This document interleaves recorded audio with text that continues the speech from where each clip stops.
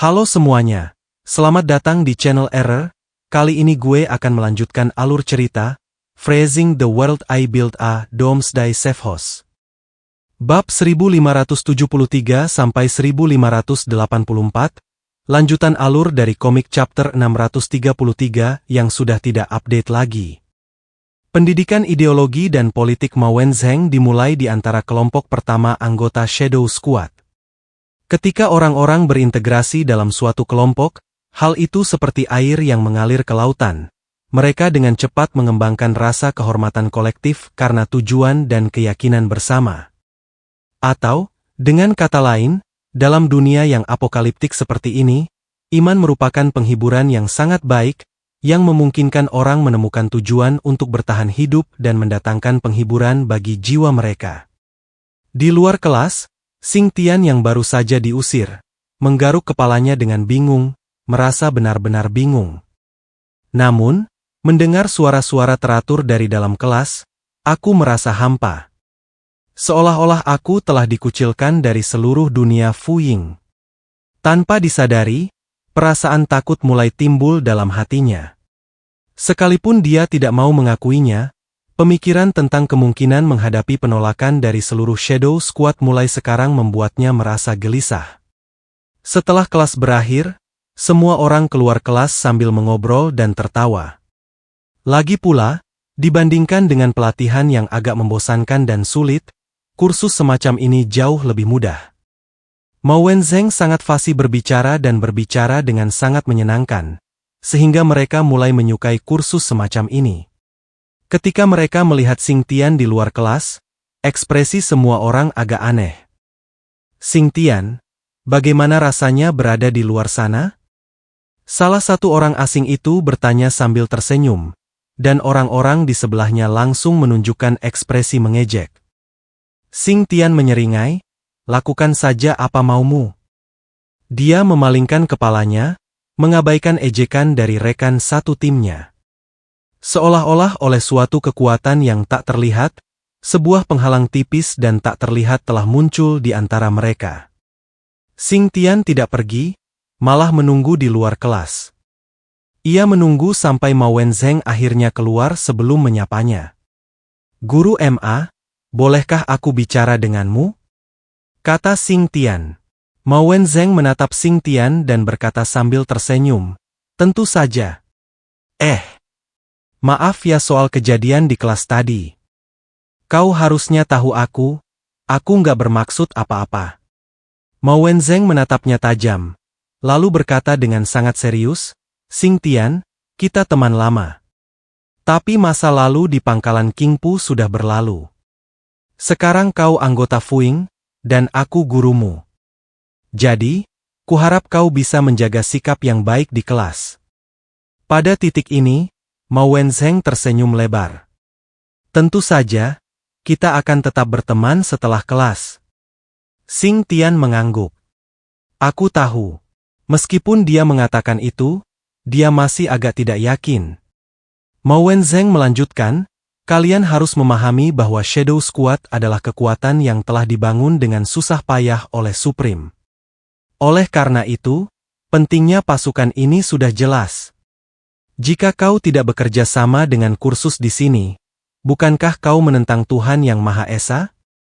Jantung Xing Tian berdebar kencang. Meskipun ia dan Zhang Yi adalah teman sekelas lama, ia sangat mengenal karakter Zhang Yi. Zhang Yi tidak akan bersikap lunak terhadap siapapun yang melanggar aturan dalam masalah sepenting itu. Dia segera berkata, aku tahu aku salah hari ini, dan aku akan berubah mulai sekarang. Tolong jangan beritahu dia tentang ini. Ma Wenzheng menatap Xing Tian dengan senyum yang dalam dan jenaka di wajahnya. Aku bisa memberimu kesempatan lagi. Kau harus memanfaatkannya. Dia mengulurkan tangan dan menepuk bahu Xing Tian, lalu berbalik dan pergi.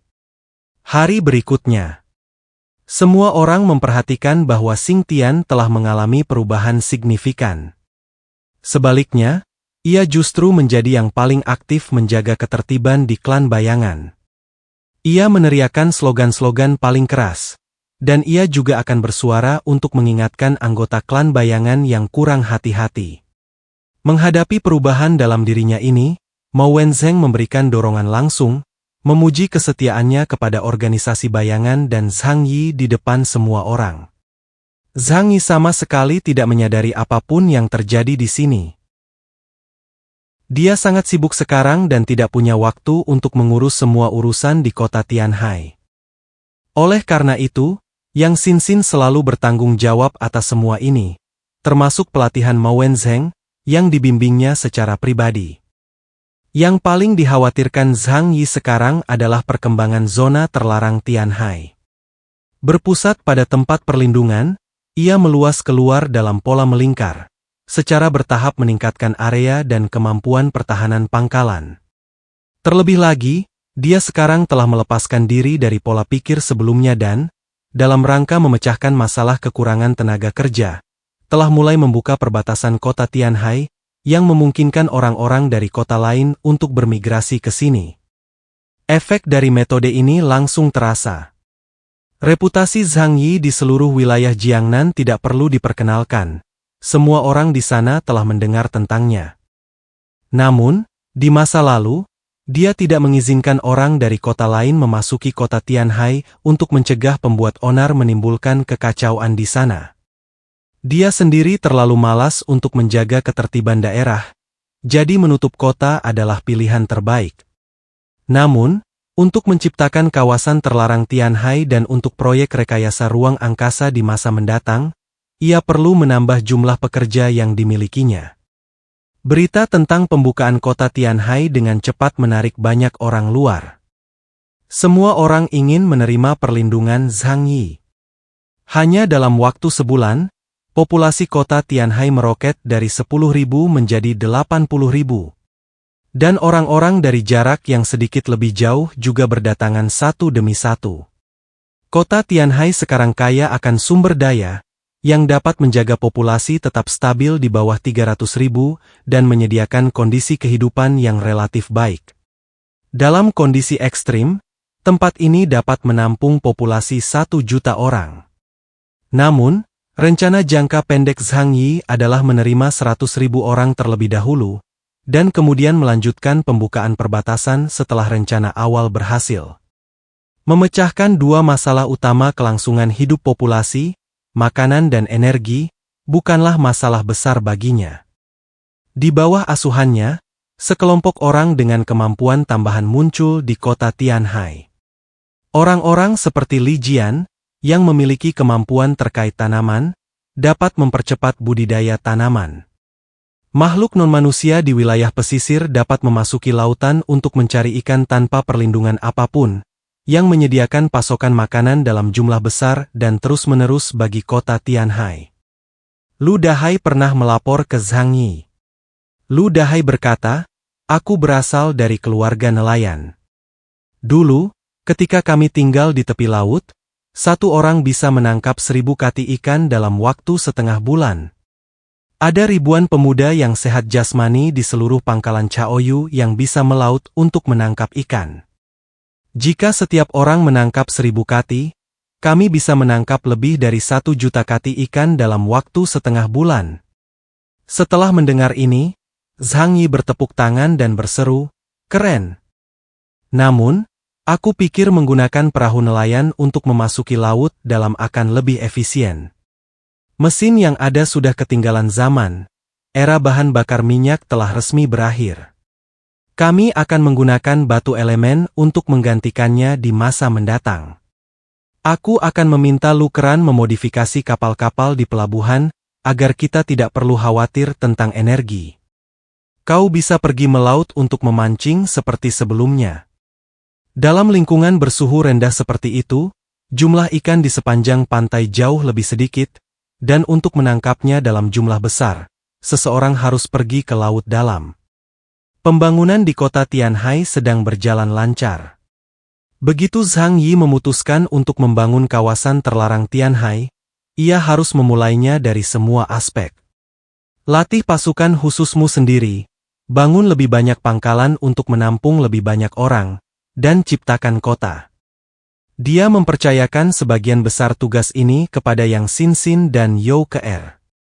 You Ke-er adalah seorang pendatang baru yang berpendidikan tinggi dari luar negeri, dan kecerdasan Yang Xin tidak perlu diragukan lagi.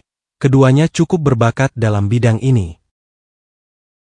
Zhang Yi, di sisi lain, lebih fokus pada peningkatan kemampuannya sendiri. Semakin ia mempelajari filsafat pikiran, semakin ia menghargai kecemerlangan buku itu. Di masa lalu, pendekatannya untuk meningkatkan kemampuannya seperti seseorang yang mencoba-coba mencari jalan ke depan dalam kabut. Namun, filsafat pikiran bagaikan lampu yang dapat menerangi jalannya dan sangat mempersingkat waktunya. Dunia tidak berputar di sekitar Zhang Yi. Sementara dia sibuk, orang lain juga berusaha sebaik mungkin untuk meningkatkan keterampilan mereka. Kemunculan urat batu Yuan bukanlah suatu kebetulan, masih banyak lagi hal-hal menakjubkan di dunia ini yang mulai muncul ke permukaan. Seperti yang dipikirkan Zhang Yi, meskipun dia telah mengambil sebagian besar urat batu Yuan di lembah Wuyou, wilayah Shengjing masih memiliki sumber daya lain dan masih dapat mempertahankan operasi hariannya. Sementara itu, di kota Blizzard, kota yang biasanya tenang, arus bawah sedang bergejolak di bawah permukaan. Di laboratorium Departemen Penelitian, bawah tanah di pusat komando baru. Zhu Zheng menuruni tangga panjang secara vertikal menuju ruang 100 meter di bawah tanah. Mengenakan seragam militer yang rapi, ia melangkah maju dengan langkah yang kuat. Para peneliti di laboratorium itu semuanya mengenakan jas lab putih dan sibuk dengan tugas mereka masing-masing. Saat melihat Zhu Zheng tiba, dia hanya menyapa. Zhu Zheng tidak ambil pusing dan hanya mengikuti jalan yang sudah dikenalnya menuju bagian terdalam laboratorium. Di depan jendela kaca organik, yang panjangnya puluhan meter dan tingginya hampir 10 meter, Li Lingsue, kepala Departemen Penelitian, berdiri dengan kedua lengan melingkari dada, yang hampir tak dapat ia genggam dengan satu tangan. Rambut panjangnya diikat santai dengan ballpoint, dan matanya di balik kacamata berbingkai hitamnya terpaku pada laboratorium di depannya. Zhu Zheng berjalan mendekat, matanya memperlihatkan kegugupan sekaligus kegembiraan. Pria tua berpangkat tinggi ini sudah lama tidak mampu menahan emosinya sebanyak yang ia lakukan hari ini. Di dalam laboratorium, dalam toples transparan besar, seorang gadis cantik berambut panjang yang mengambang seperti rumput laut mengapung dengan tenang dalam larutan nutrisi hijau, telanjang bulat. Matanya terpejam, bagaikan peri yang sedang tidur dalam legenda. Jadi, apakah percobaan kita akhirnya akan berhasil? Suara Zhu Zheng sedikit bergetar saat mengatakan ini. Mereka membayar harga yang sangat mahal hanya untuk menghasilkan senjata pamungkas seperti itu. Jika dia gagal lagi, hatinya akan berdarah. Ia tidak lagi ingin menjadi komandan hanya dalam nama saja. Sejak Zhang Yi dipromosikan menjadi Epsilon, otoritasnya telah banyak ditantang. Benar, Zhang Yi tidak pernah mencampuri pengelolaan Zhu Zheng di wilayah Jiangnan. Tetapi selama dia masih hidup, apapun yang dikatakannya lebih berguna daripada apapun yang dikatakan Zhu Zheng. Sama seperti beberapa waktu lalu, dia hanya mengucapkan satu kalimat dan mencabut kendali satelit di wilayah Jiangnan. Hak lisensi Zhu Zheng kini telah diturunkan ke tingkat kedua. Tidak seorang pun dapat menerima perasaan ini. Bahkan di awal, dia bersyukur memiliki Zhang Yi sebagai walinya. Namun, ketidakpuasan batinnya perlahan menumpuk seiring waktu. Akhirnya, ia memutuskan untuk melepaskan diri dari batasan ini. Li Lingsue tidak menatap Zhu Zheng. Matanya hanya ingin menatap eksperimen paling sempurna dalam hidupnya. Benar sekali. Kita akan berhasil. Ini benar-benar subjek eksperimen yang paling sempurna. Gennya berasal dari gadis bernama Yuan Kongye. Dia terlahir sebagai Epsilon. Selain itu, sel-selnya dapat menyerap esensi dan kemampuan mutan lainnya dengan sempurna. Meskipun ia hanya mempertahankan setengah gen dalam sel reproduksinya, dengan pengasuhan berkelanjutan kami, kemampuannya pada akhirnya akan mendekati kemampuan aslinya. Li Lingsue menarik napas dalam-dalam. Meskipun ia mempertahankan ekspresi tenangnya yang biasa, dadanya yang naik turun dengan cepat menunjukkan kegembiraannya. Dia memiliki potensi yang tak terbatas. Kota Blizzard, teknologi Dank. Spesimen naga emas kecil ditempatkan di laboratorium, dikelilingi oleh para peneliti. Deng Shentong berdiri di depan spesimen itu, ekspresinya cukup rumit. Deng Mao, kepala laboratorium, berkata dengan suara pelan, "Kami telah mendapatkan sampel biologis naga ini. Ia hidup sekitar 600 tahun yang lalu, sekitar masa dinasti Ming. Kami mencoba mengekstrak gen dari mereka untuk menganalisis apakah mereka mengandung semacam kekuatan khusus." Deng Mao menatap Deng Shentong dengan ekspresi aneh. "Namun, kami belum menemukan faktor-faktor yang kami harapkan memungkinkan evolusi manusia." Deng Shentong memejamkan matanya dan diam-diam mengepalkan tangan kanannya di belakang punggungnya. "Sebaliknya, kami menemukan bahwa sebagian urutan genetiknya identik dengan Ember." "Benarkah itu?" Deng Mao mengangguk. "Wanita itu sangat istimewa." Deng Shentong tersenyum. "Dulu, kami selalu bilang kami keturunan naga. Tapi kami juga paham bahwa ini cuma kepercayaan spiritual. Lagi pula, tak ada yang benar-benar percaya bisa keluar dari telur.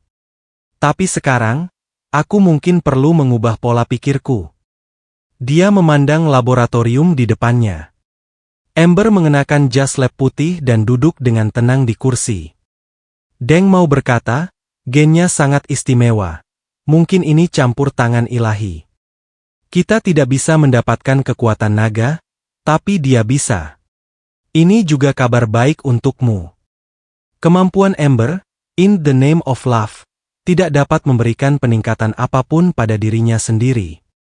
Kemampuannya murni mendukung, dia melindungi dirinya sendiri dengan mendambakan cinta orang lain. Oleh karena itu, semakin kuat dia, semakin kuat pula Deng Shentong yang saat ini menjadi incarannya." Deng Shentong menatap Ambar di laboratorium, merenung sejenak, lalu bertanya, "Apakah ada risiko dalam percobaan ini?" Deng Mao membetulkan kacamatanya yang berbingkai emas, tatapannya kosong tanpa kehangatan. "Setiap eksperimen pada manusia mengandung risiko. Tapi aku bisa menjamin hidupnya aman." Dia sendiri setuju untuk berpartisipasi dalam eksperimen ini. "Tuan muda, saat ini, mohon jangan biarkan perasaan pribadi mengganggu rencana besar keluarga." Deng Shentong terdiam cukup lama. Ia berjalan ke depan laboratorium, dan melalui kaca satu arah, ia mengulurkan tangan dan menempelkannya di kaca seolah ingin mengelus pipi gadis itu. Setelah beberapa saat, dia menurunkan tangannya dan berkata dengan suara berat, "Eksperimen ini harus dilakukan dengan tujuan memastikan keselamatannya. Kalau saja dia bisa, dia tidak akan memilih mempertaruhkan nyawa orang lain." Namun dunia telah berubah. Sekarang lebih kejam dan lebih kejam. Keluarga Deng tidak tinggal diam terhadap apa yang dilakukan anak buah Zhu Zheng. Di dunia seperti itu, jika keluarga Deng ingin bertahan hidup, mereka harus kejam. Penampungan Zhangyi, Kota Tianhai. Pembangunan kawasan terlarang Tianhai telah dimulai dengan penuh semangat. Orang-orang yang baru dikirim ke kota Tianhai diberi makanan dan tempat tinggal, dan segera dikirim ke sini untuk bekerja sebagai buruh. Tak ada satupun dari mereka yang bertahan hidup hingga hari ini setelah kiamat adalah orang-orang lemah. Mereka semua memiliki kebugaran fisik yang kuat dan tahan dingin, serta memiliki tekad yang sangat baik. Terlebih lagi, beberapa di antara mereka bahkan adalah orang-orang yang memiliki kemampuan khusus. Orang-orang ini tidak dibawa ke sini untuk hidup bebas. Mereka harus bekerja untuk mendapatkan makanan dan perlindungan Zhangyi. Zhangyi tidak terlalu keras pada mereka. Pembentukan zona terlarang Skycea diawali dengan pembangunan kubah langit menggunakan batu penghalang, membentuk penghalang pertahanan serupa kuil Roh Kudus di Kerajaan Nash. Batu-batu besar ini semuanya diolah dari material khusus oleh Lu Keran. Masing-masing sangat berharga dan berat. Orang biasa tidak dapat memindahkannya. Pada dasarnya, Paman Yulah yang memimpin sekelompok mutan bertipe Beasman, atau yang telah ditingkatkan kemampuannya untuk mengangkut berbagai barang. Yang lainnya bertanggung jawab untuk memoles, menjahit, dan pekerjaan teknis kecil lainnya. Tidak jauh dari sini adalah Sungai Lujiang, yang mengalir melalui kota Tianhai. Sungai Lujiang sekarang membeku seluruhnya, seperti sabuk giok putih yang diikatkan di pinggang kota Tianhai. Pagi itu, Kata Kibao Kai menjulurkan kepalanya dari bawah es, kedua matanya yang bundar mengamati sekelilingnya seperti periskop. Ia tertidur lelap, tetapi tiba-tiba terbangun karena getaran kuat, yang membuatnya sangat tidak bahagia. Kerak! Siapa yang mengganggu mimpi indah katak itu? Kerak! Katak itu menatap tajam ke kejauhan dan segera menemukan pelakunya. Baili Changqing, bertelanjang dada dan hanya mengenakan celana panjang hitam di tubuh bagian bawahnya, memimpin 30 anggota Shadow Squad dalam latihan lari. Panas yang meningkat itu berasal dari tubuh mereka, lalu dengan cepat mengembun menjadi uap air, dan akhirnya berubah menjadi embun beku. 121. 121. Katak itu berbaring di atas es dengan tubuh bagian atasnya menempel pada permukaan, satu tangan menopang pipinya, dan tangan lainnya mengetuk-ngetuk es dengan 3 jari tanpa suara. Berapa banyak batu roh yang kau hasilkan dalam sebulan? Untuk apa bekerja keras? Ia menguap, dengan santai mencungkil 2 potong es dan menyelipkannya ke telinganya, lalu bersembunyi kembali di bawah es untuk tidur. Saat Shadow Squad maju di sepanjang Sungai Lujiang, mereka menemukan tempat perlindungan yang tengah dibangun dalam skala besar. Sang! Batuk-batuk, Zigao akan memperbaiki tempat perlindungan lagi. Dia benar-benar berhati-hati. Kata orang aneh. Xiao Honglian menatap tempat penampungan itu, matanya dipenuhi kenangan. Sepertinya kita kembali ke 3 tahun lalu, ke saat mereka berkonflik dengan Zhang Yi. Pertempuran sengit itu, meskipun tidak signifikan menurut standar saat ini, tetap mendebarkan dan mengasyikkan hingga hari ini. Kau sama sekali tidak mengerti. Yang Maha Kuasa memang seperti itu. Dia memperhitungkan segalanya dalam hatinya, itulah sebabnya dia bisa mengendalikan segalanya. Itulah sebabnya dia bisa menjadi makhluk tertinggi. Xiao Honglian berkata dengan tulus. Xing Tian pun menghela napas panjang dan berkata, "Ya, aku sudah memperhatikannya sejak dia masih kecil." Dia meninggikan suaranya dan berkata kepada semua orang, "Kita dulu berteman sejak kecil, dan aku bahkan mentraktirnya camilan pedas."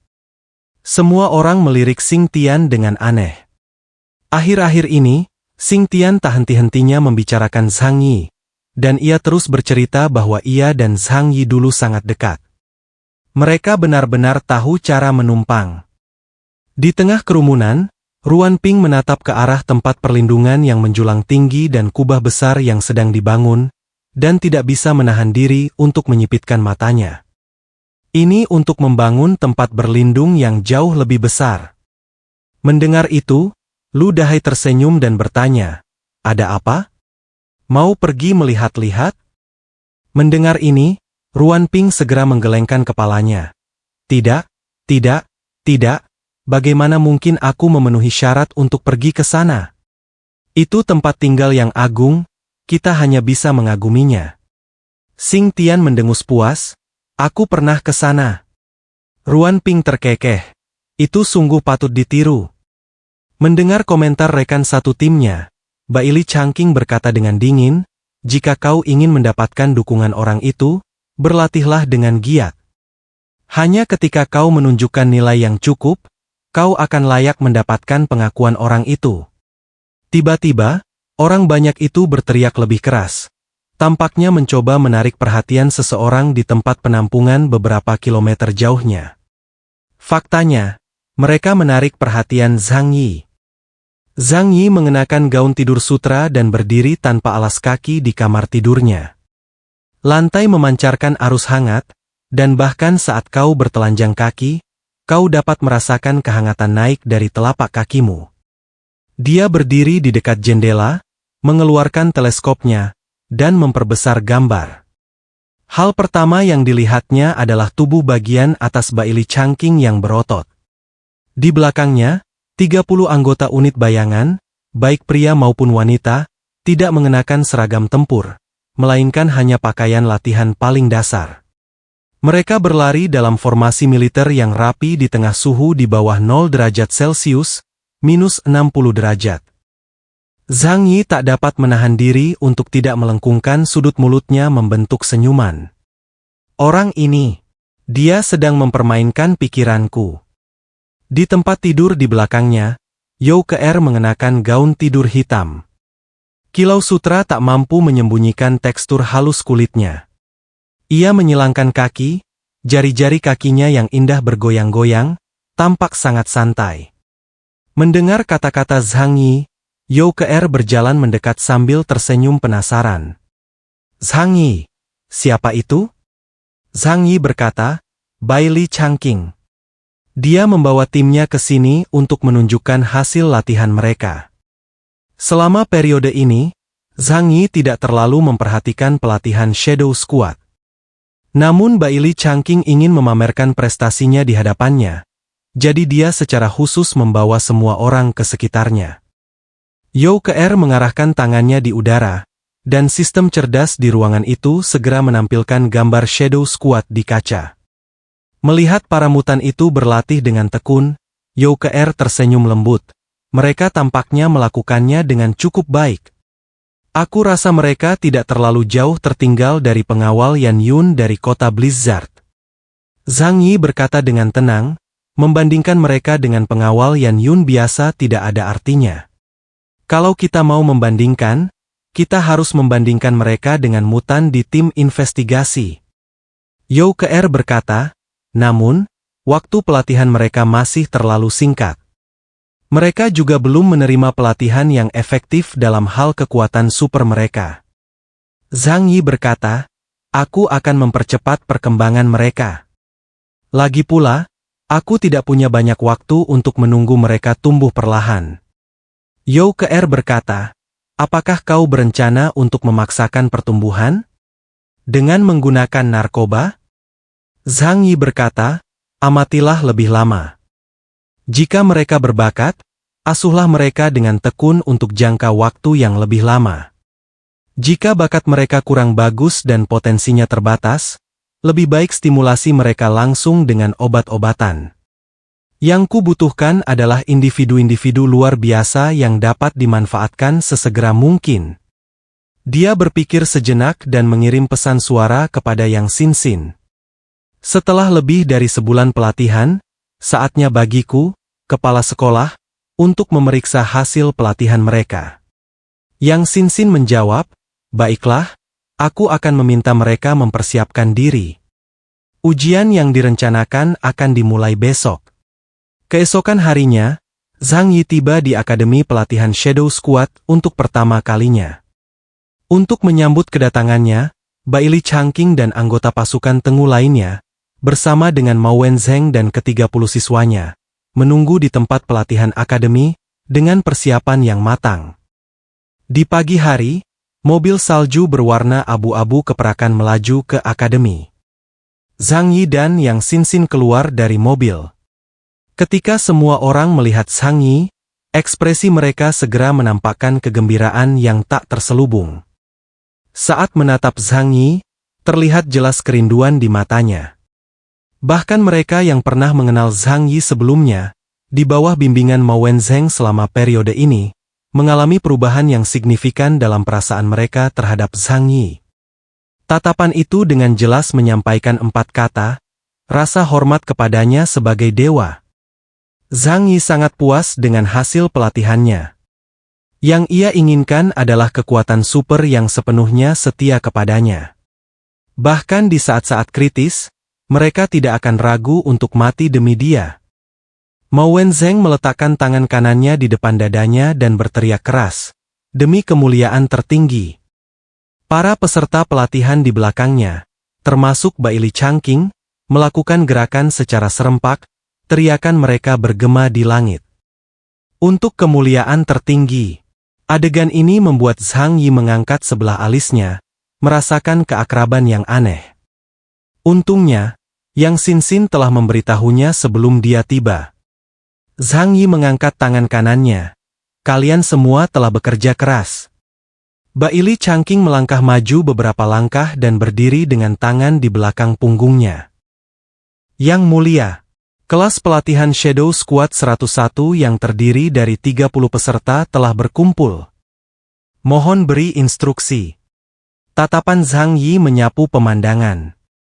Ia mengenali banyak orang di sana, tetapi ada juga beberapa wajah yang tidak dikenalnya. Biarku lihat hasil latihanmu. Zhang Yi, terlalu malas menggunakan formalitas, berbicara dengan sederhana. Ya, Baili Changqing berbalik dan segera memberi mereka perintah. Berikutnya adalah presentasi hasil pelatihan. Pelatihan selama sebulan merupakan latihan militer tingkat tinggi yang sangat ketat, dan hal pertama yang mereka tunjukkan adalah keterampilan tempur dasar mereka. Mengatasi rintangan, seni bela diri campuran. Zhang Yi mengambil kursi sofa dari dimensi alternatif dan meletakkannya di lantai. Ia dan Yang Xin duduk santai dan menikmati pertunjukan mereka dengan tenang. Baili Changqing benar-benar membuktikan reputasinya sebagai prajurit terbaik. Hanya dalam 1 bulan, para prajurit di kota Tianhai telah dilatih menjadi sangat tangguh. Zhang Yi telah berlatih keras di bawah bimbingan Liang Yu selama 3 tahun dan dianggap ahli di bidang ini. Jelaslah bahwa para mutan ini telah membuat kemajuan yang signifikan dan telah menguasai kualitas dasar prajurit. Namun, ini bukanlah poin yang paling penting. Aspek terpenting dalam menjadi seorang outsider adalah penggunaan kemampuan supranatural seseorang. Tahap kedua pertunjukan melibatkan kekuatan super. Zhang Yi memanggil Baili Changqing dan berkata kepadanya, pertunjukan kering seperti ini tidak ada artinya. Biarkan mereka bertarung berpasangan. Dengan kehadirannya, tak seorang pun akan mati. Bahkan mereka yang terluka parah pun dapat disembuhkan dengan cepat. Hanya pertarungan sesungguhnya merupakan cara terbaik untuk meningkatkan kekuatan seorang outcast. Mendengar ini, Baili Changqing mengangguk tanpa ragu, lalu berbalik dan mulai menugaskan lawan kepada mereka. Kau, bertarunglah sebagai tim, lakukan yang terbaik, dan berusahalah untuk membunuh lawanmu. Kalian berdua, pergilah ke sana berpasangan. Kalian, sebagai mutan tipe pendukung, akan bekerja sama dengan mutan tipe tempur untuk pertempuran 2 lawan 2. Mutan tipe medis selalu siap memberikan pengobatan. Baili Changqing mengatur segalanya dalam waktu kurang dari 1 menit. Tempat latihannya cukup besar sehingga mereka dengan cepat terbagi menjadi beberapa kelompok dan mulai bertarung.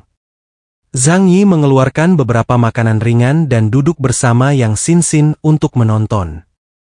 Pandangannya tertuju pada beberapa wajah yang dikenalnya. Xiao Honglian, Xing Tian, dan Lu Dahai. Ketiga orang ini adalah veteran orang kuat di kota Tianhai.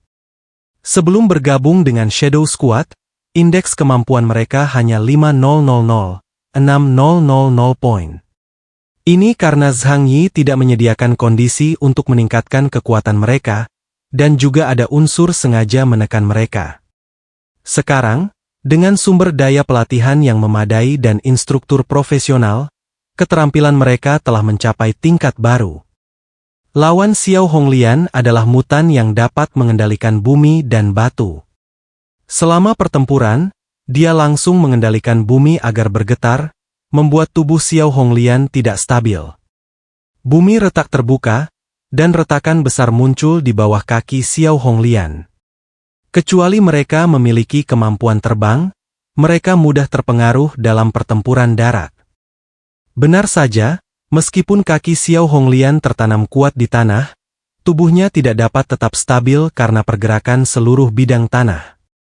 Pria aneh di seberang sana dengan tegas menarik senjatanya, mengarahkannya ke Xiao Honglian, dan menembak.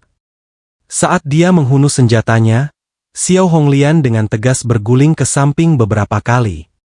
Ia menekan tangan kanannya ke tanah, dan garis-garis merah muncul di lengannya seperti lava.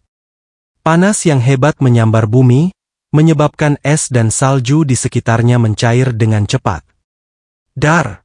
Semburan magma meletus dari bawah kaki lelaki asing di seberangnya, langsung menuju alat kelaminnya.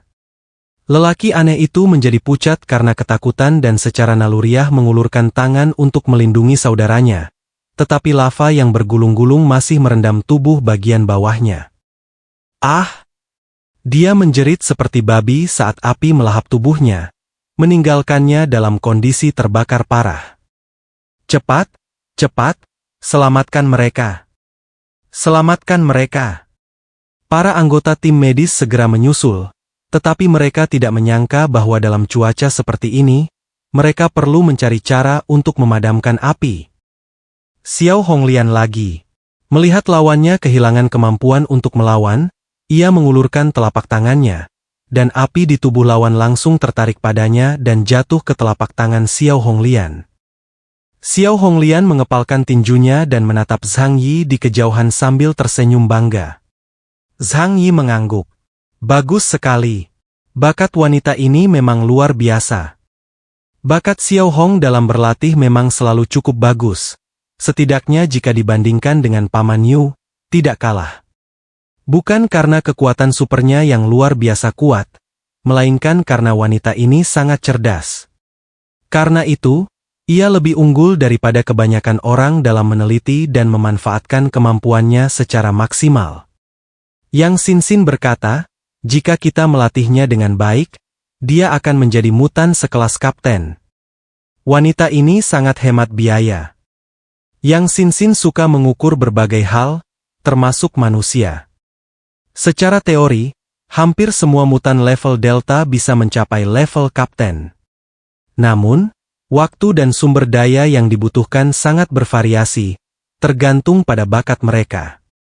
Sederhananya, Xiao Honglian memiliki potensi lebih besar untuk dikembangkan.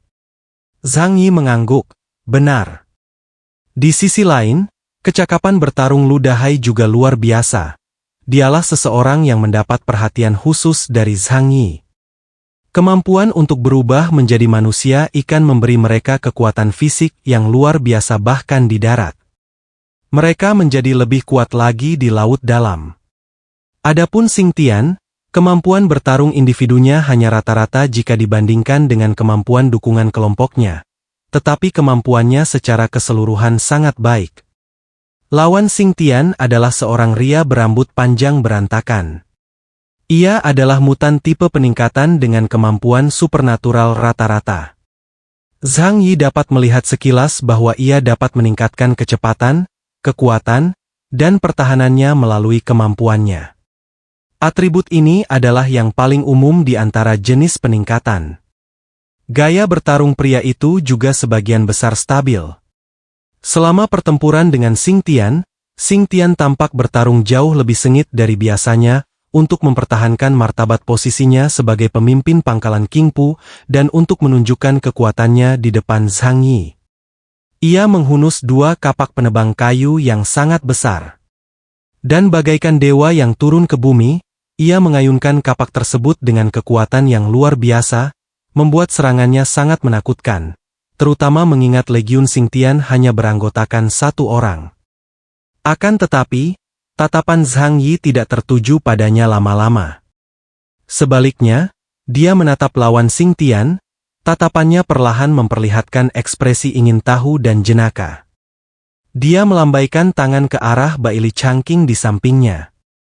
Baili Changqing segera berjalan mendekat, "Kapten." Hanya anggota pasukan Tengu yang akan menyebut Zhang Yi dengan cara ini saat ini. Zhang Yi menatap lawan Xing Tian dan bertanya, "Siapa nama orang itu? Apa latar belakangnya?"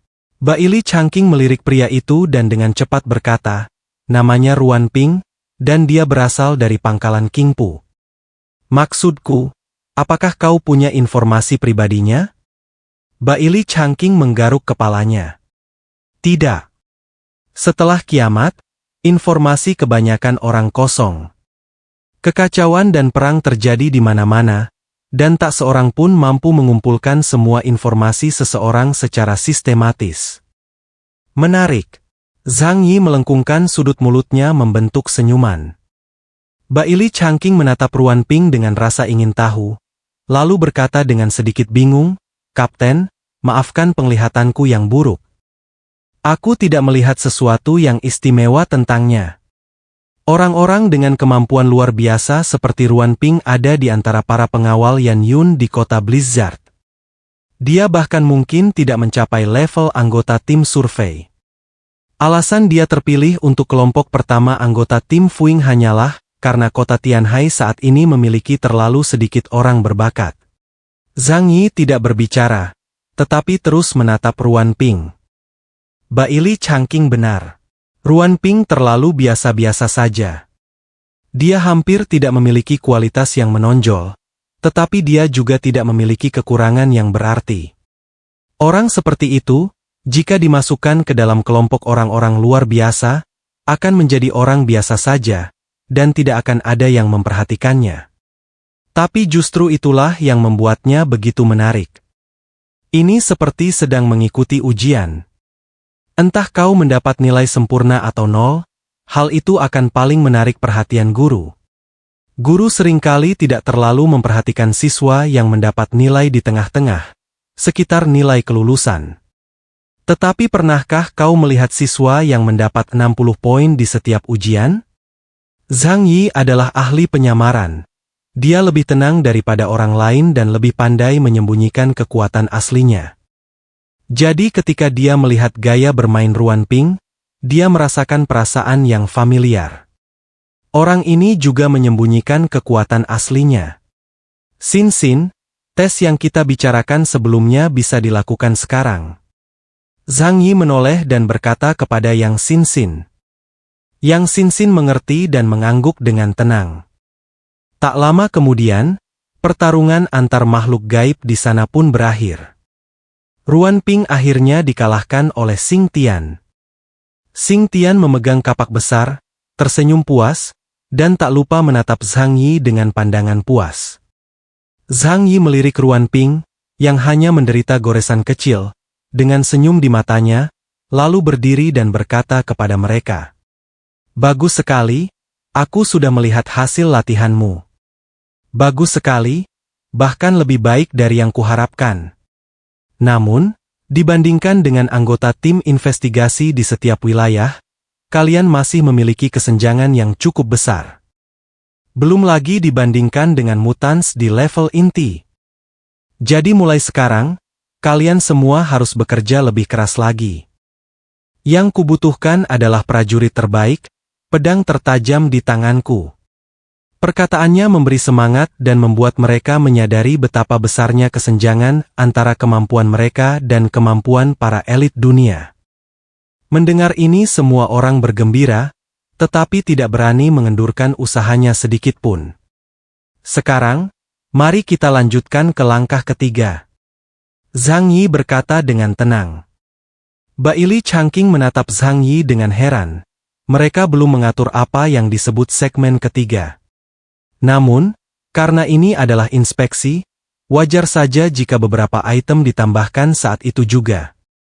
Zhang Yi berkata, nama segmen ketiga adalah bertanya pada hati. Dia tersenyum dan mengamati semua individu luar biasa yang hadir. Anak buahku harus benar-benar setia kepadaku. Segala bentuk ketidaksetiaan sama sekali tidak bisa diterima. Tentu saja, tidak ada yang sempurna. Tujuanmu datang ke sini mungkin hanya untuk menjadi lebih kuat atau untuk mendapatkan perlindunganku. Aku tidak punya tuntutan berlebihan padamu sekarang. Dia perlahan mengangkat jarinya. Tapi sekarang, aku menuntut setidaknya satu hal darimu. Kau tidak boleh punya niat jahat terhadapku, atau siapapun di kota Tianhai. Mendengar kata-kata ini, ekspresi orang-orang luar biasa yang hadir berubah dalam berbagai tingkatan. Beberapa orang tampak sangat tenang, tetapi sebagian besar tampak gelisah. Terus terang saja, Mereka di sini hanya untuk mencari nafkah, dan belum bisa dikatakan mereka benar-benar setia kepada Zhang Yi. Sekalipun kelas pendidikan ideologi Mao Wenzheng mempunyai dampak, mustahil untuk menuntaskan cuci otak dengan segera. Untungnya, kata-kata terakhir Zhang Yi membuat mereka tenang. Siapa yang berani menyentuh Epsilon kelas Black Chariot? Itu sama saja bunuh diri. Saat Zhang Yi mengucapkan kata-kata ini sambil tersenyum, tatapannya cepat menyapu wajah semua orang. Saat dia melihat Ruan Ping, ada sedikit ekspresi terkejut di wajah pria itu, tetapi dia segera menenangkan diri. Kelihatannya sangat normal, tetapi justru karena terlalu normal, hal itu memperburuk kecurigaan Zhang Yi. Tidak ada orang normal yang sempurna. Menjadi terlalu sempurna sebenarnya adalah sebuah kekurangan. Tentu saja, Zhang Yi tidak bisa sepenuhnya yakin bahwa dia punya masalah. Namun, begitu benih keraguan ditanam, tidak dapat dihindari bahwa benih itu akan berakar dan bertunas. Mari kita verifikasi dengan jelas sekali dan untuk selamanya. Dia memandang Yang Xin di sampingnya, dan Yang Xin dengan tepat menunjukkan kemampuannya.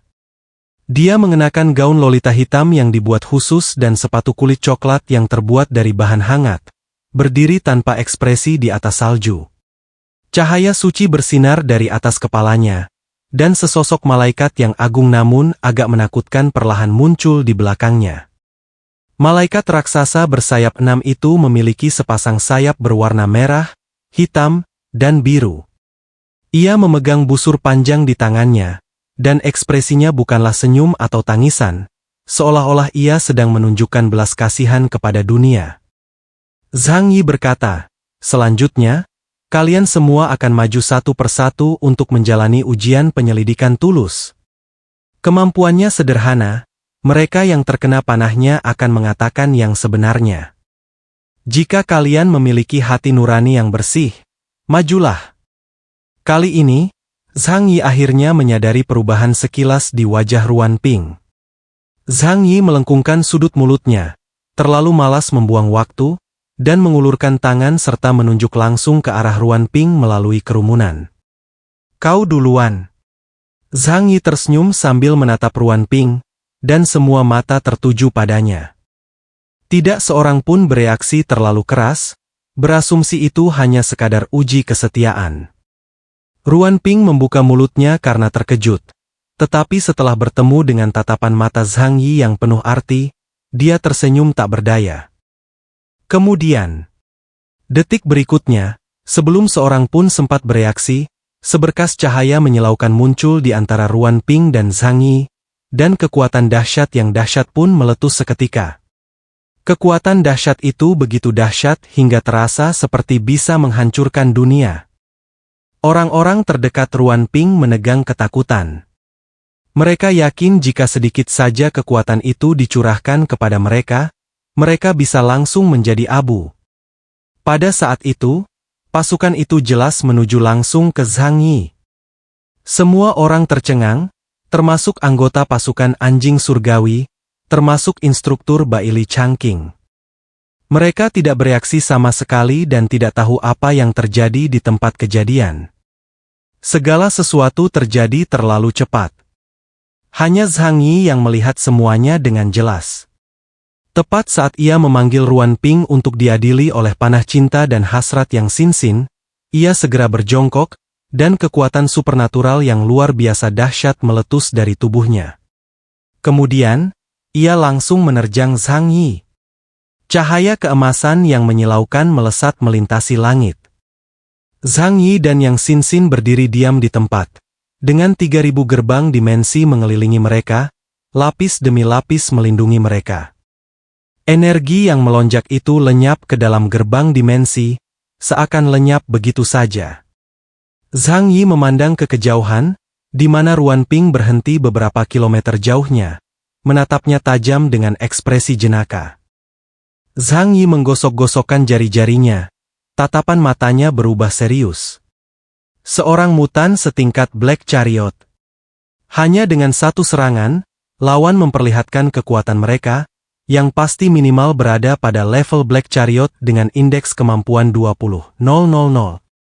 Meskipun Zhang Yi merasakan ada yang tidak beres dengan pihak lain, dia tidak pernah menyangka bahwa seorang master seperti itu bersembunyi di kota Tianhai.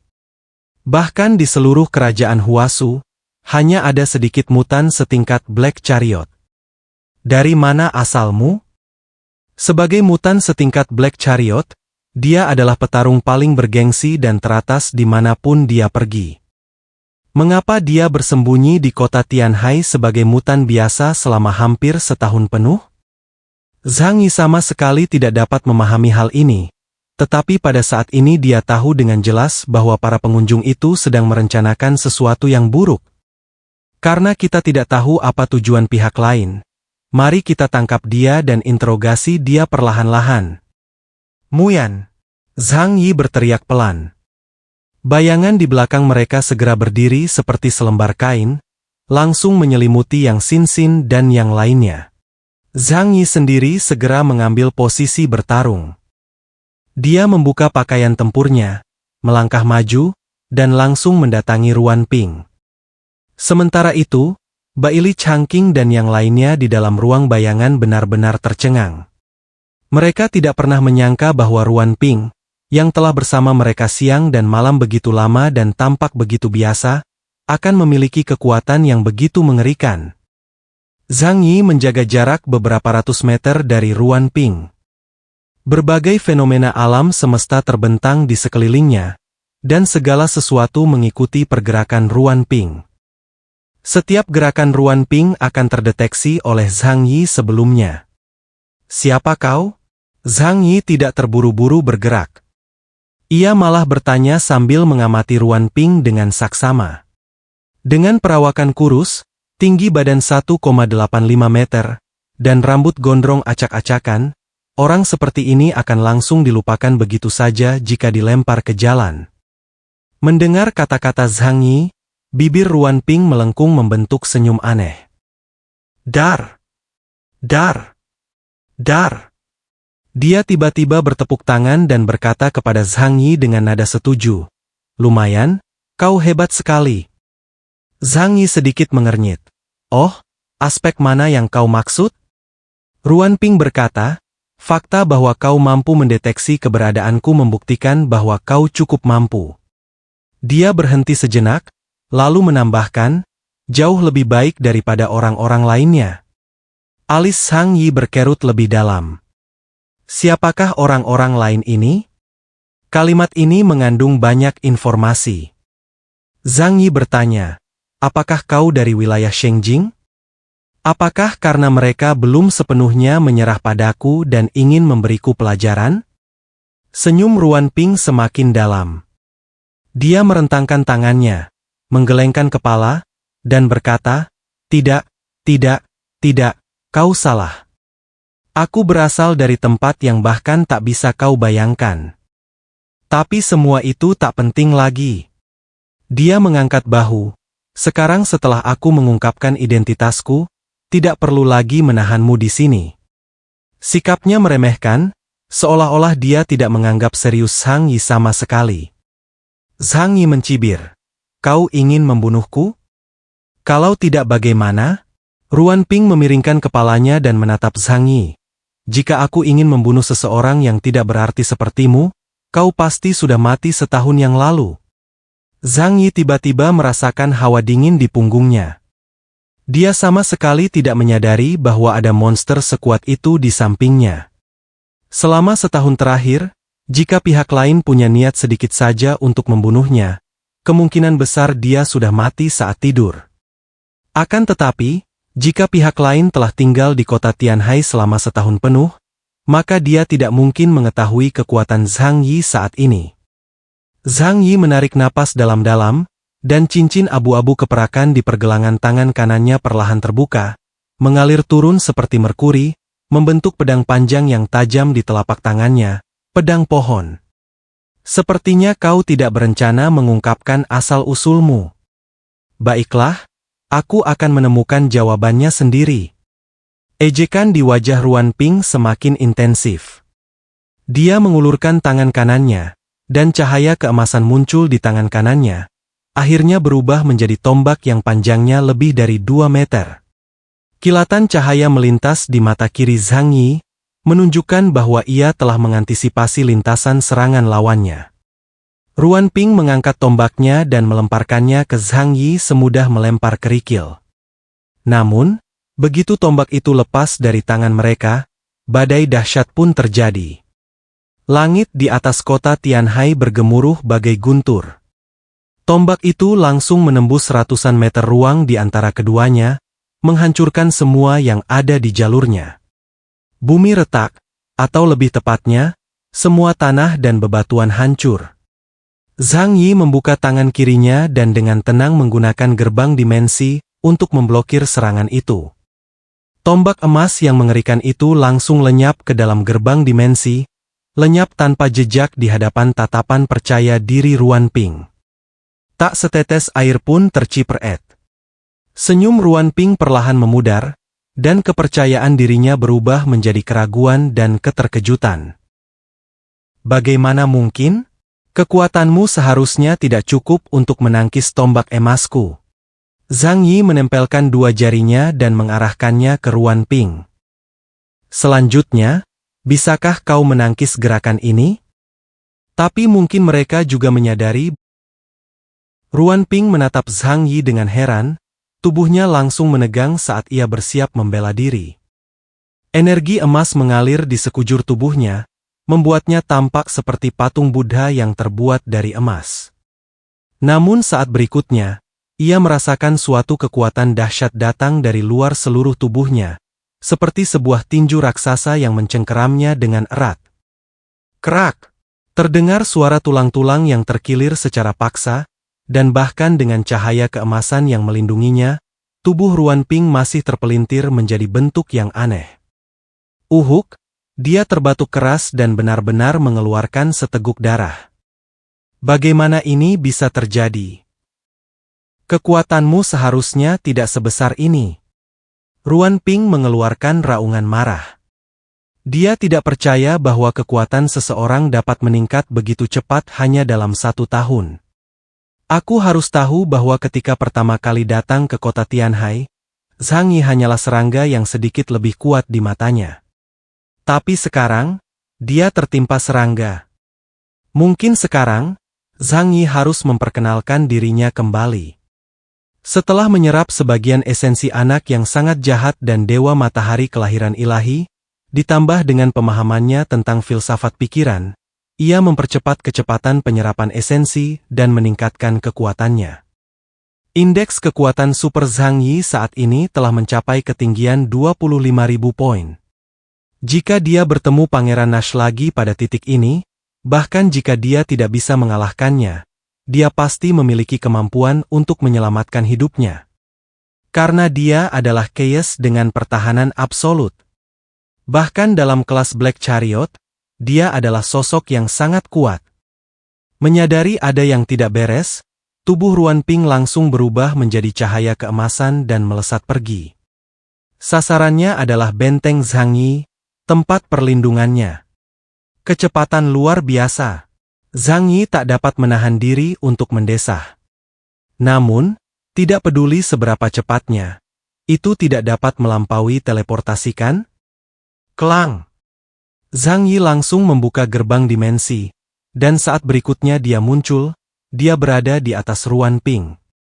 Di tangannya, pedang pohon memadatkan kekuatan kehampaan gelap, sebuah lubang hitam besar muncul di belakangnya, dan kekuatan kehampaan gelap yang tidak stabil menyeruak keluar bagaikan iblis, melilit lengan kanannya dan merambat naik ke bilah pedang pohon. Zhang Yi menebas Ruan Ping dengan ganas menggunakan pedangnya. Sebuah bilah hitam raksasa merobek ruang dan langsung muncul di belakang Ruan Ping. Tebasan kekosongan. Tangan kanan Ruan Ping, dengan kekuatan emasnya, berubah sekali lagi, mengembun menjadi perisai suci besar yang berdiri di depannya. Kemampuannya tampaknya merupakan kekuatan super tipe emisi, yang memungkinkannya menggunakan kekuatannya untuk mengembun menjadi berbagai senjata berbeda. Kapan? Pedang kehampaan raksasa itu menebas perisai suci emas. Kaki Ruan Ping tertancap kokoh di tanah, tetapi ia terdorong mundur ribuan meter oleh kekuatan mengerikan itu. Tanah di bawah kakinya hancur berkeping-keping dengan suara gemuruh yang keras. Oh, dia benar-benar berhasil memblokir seranganku. Zhang Yi mengangkat sebelah alisnya. Kekuatan lawan tampaknya jauh lebih hebat dari yang dibayangkannya. Tampaknya menangkap pihak lain hidup-hidup bukanlah tugas mudah. Lagi pula, dibandingkan dengan kemampuan bertahannya, dia tidak terlalu bagus dalam menyerang. Ruan Ping menggunakan kesempatan ini untuk menjauhkan diri dari Zhang Yi. Dia menatap tajam ke arah Zhang Yi, penghinaan di wajahnya hilang. Sebagai pengguna kemampuan spasial, dia bisa berteleportasi, sama seperti sebelumnya. Dan sekarang jarak teleportasinya bisa mencapai 4 kilometer. Serangan yang baru saja ia luncurkan kepadaku tidak memiliki lintasan, seolah-olah itu adalah serangan tanpa pandang bulu dalam area tertentu.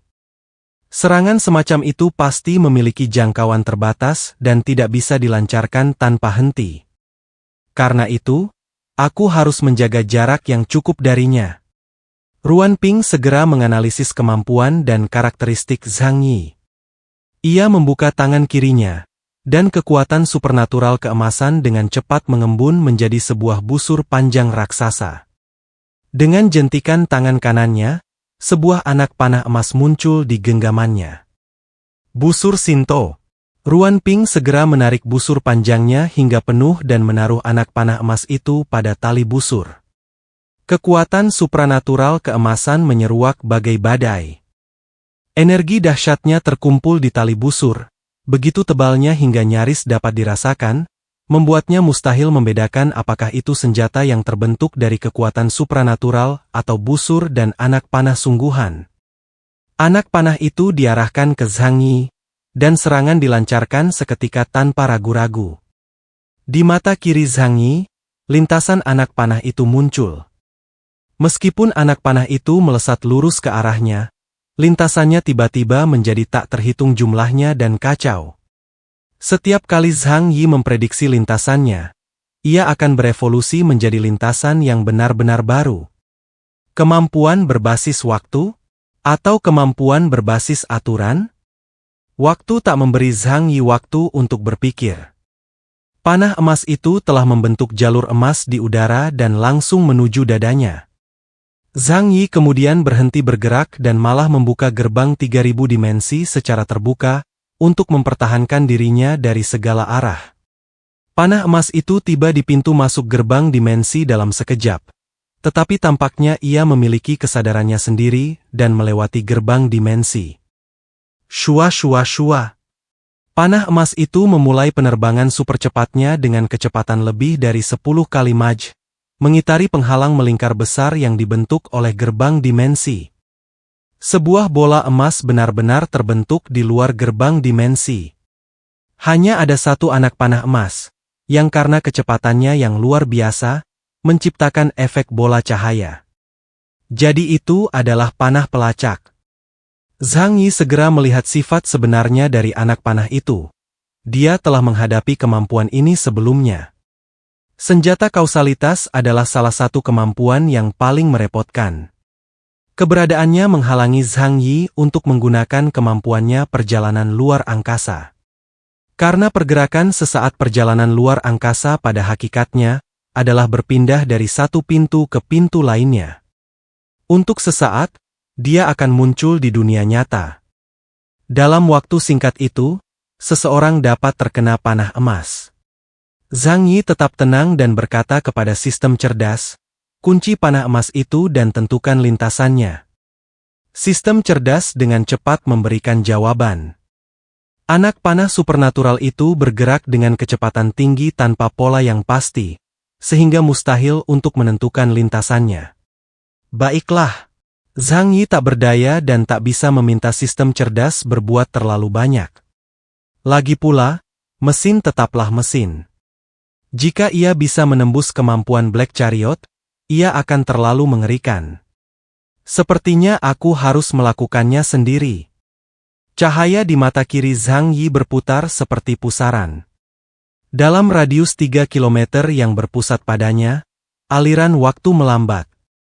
Kemampuan berbasis waktu, rawa waktu. Kecepatan terbang panah emas berkurang 30% secara instan, dan dikombinasikan dengan kemampuan prediksi menelusuri jalur semua hal, Zhang Yi mampu melacak lintasannya. Kemudian, Zhang Yi mengaktifkan kekuatan pemurnian alam ilahi, dan dengan suara kerak, panah emas itu patah menjadi dua. Melihat panah emasnya dihancurkan oleh Zhang Yi, cahaya keemasan jatuh dari langit. Senyum maniak muncul di wajah Ruan Ping. Jika kau saja bersusah payah dengan satu anak panah, apa salahnya punya beberapa anak panah lagi? Dengan kepalan tangan kanannya, 5 anak panah emas raksasa muncul bersamaan. Ia menarik busur panjangnya dengan kencang dan menembakkannya langsung ke Zhang Yi. Ini masalah serius. Ini wilayahku, dan aku tak mau memperkeruhnya. Zhang Yi mengarahkan jari-jarinya seperti pedang ke arah Ruan Ping. Aku hanya menunggu kemampuanku mendingin. Apa yang kau tunggu? Selama masa penantian, kekuatan kehampaan telah terkondensasi.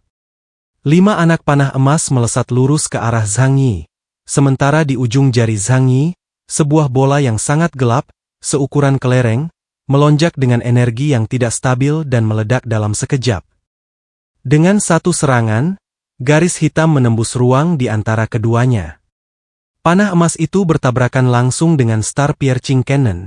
Tabrakan energi yang mengerikan itu membelah langit dan bumi menjadi dua wilayah berbeda dengan cahaya yang menyilaukan. Cahaya keemasan yang menyilaukan, dan kegelapan yang teramat gelap, seolah-olah seseorang telah terjatuh ke dalam malam. Deng gelombang kejut itu menyebar keluar dari pusatnya ke segala arah, menyapu melewati berbagai wilayah milik Ruan Ping dan Zhang Yi, lalu menelan kota Tianhai. Daerah dalam radius beberapa kilometer hancur total, dan semua jejak aktivitas manusia lenyap. Untungnya, ini tanah tak bertuan, tempat tak berpenghuni. Kalau tidak, setelah serangan itu, tak seorang pun akan selamat. Ruan Ping menyadari bahwa gerakannya tidak terlalu efektif melawan Zhang Yi, dan dia mengerti bahwa akan sangat sulit baginya untuk mengalahkan Zhang Yi. Belum lagi membunuh Zhang Yi. Maka ia menarik napas dalam-dalam dan mengumpulkan kekuatan supranatural di tangan kanannya. Energi emas melonjak bagai gelombang laut, dan gelombang emas yang menderu muncul di belakangnya. Dari lautan emas kekuatan supranatural, ia mengeluarkan 13 anak panah dan menembakkannya secara berurutan dengan kecepatan yang tak terlihat oleh mata telanjang, langsung menuju Zhang Yi. 13 anak panah emas, satu demi satu. Setiap anak panah membawa lebih banyak energi daripada yang sebelumnya. Dar! Setiap anak panah hancur saat mengenai anak panah di depannya, berubah menjadi hujan emas, dan kekuatan ini kemudian ditransfer ke anak panah di depannya.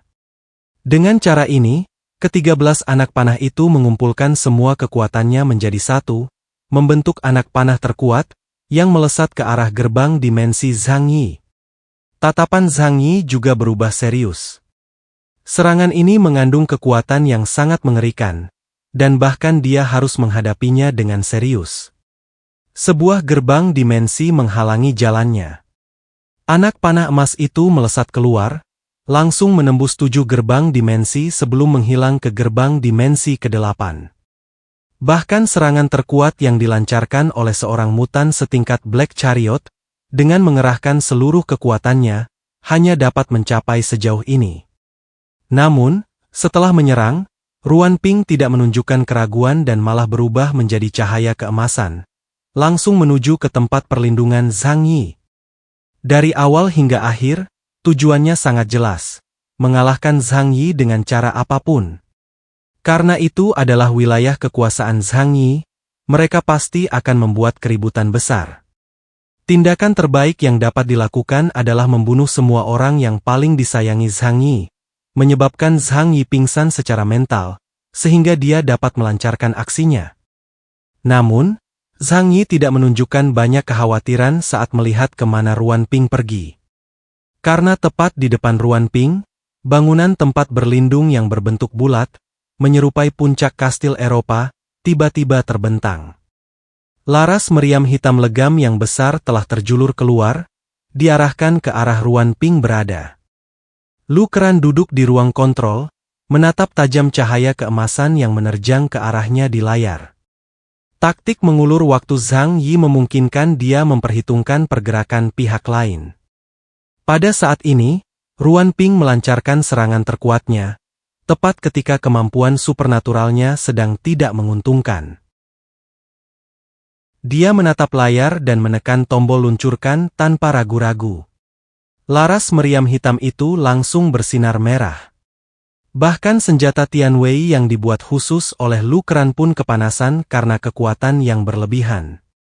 Tidak ada suara gemuruh yang menggetarkan bumi, hanya sinar merah, setebal sekitar 50 cm, menembus langit dan melesat ke arah Ruan Ping. Perhatian Ruan Ping sepenuhnya terfokus pada pertahanannya terhadap kejaran Zhang Yi, dan dia tidak pernah menyangka bahwa manusia biasa yang lemah itu masih bisa menyakitinya. Baru pada saat cahaya merah itu langsung muncul di hadapannya dan kekuatan mengerikan menyelimuti tubuhnya, ekspresi ketakutan pertama kali muncul di matanya. Dar! Menghadapi krisis hidup dan mati, ia mengerahkan seluruh kekuatannya, menyilangkan tangan dan memegangnya secara horizontal di depannya. Kekuatan emas yang menyilaukan melonjak bagai badai, membuatnya tampak dari kejauhan bagai matahari keemasan. Kedua energi itu bertabrakan, dan kekuatan yang dilepaskan oleh senjata Tianwei bahkan melampaui meriam bintang penusuk milik Zhang Yi. Pada saat ini, Ruan Ping, yang kemampuan supranaturalnya telah terkuras, terhempas oleh energi yang sangat besar setelah menerima hantaman ini.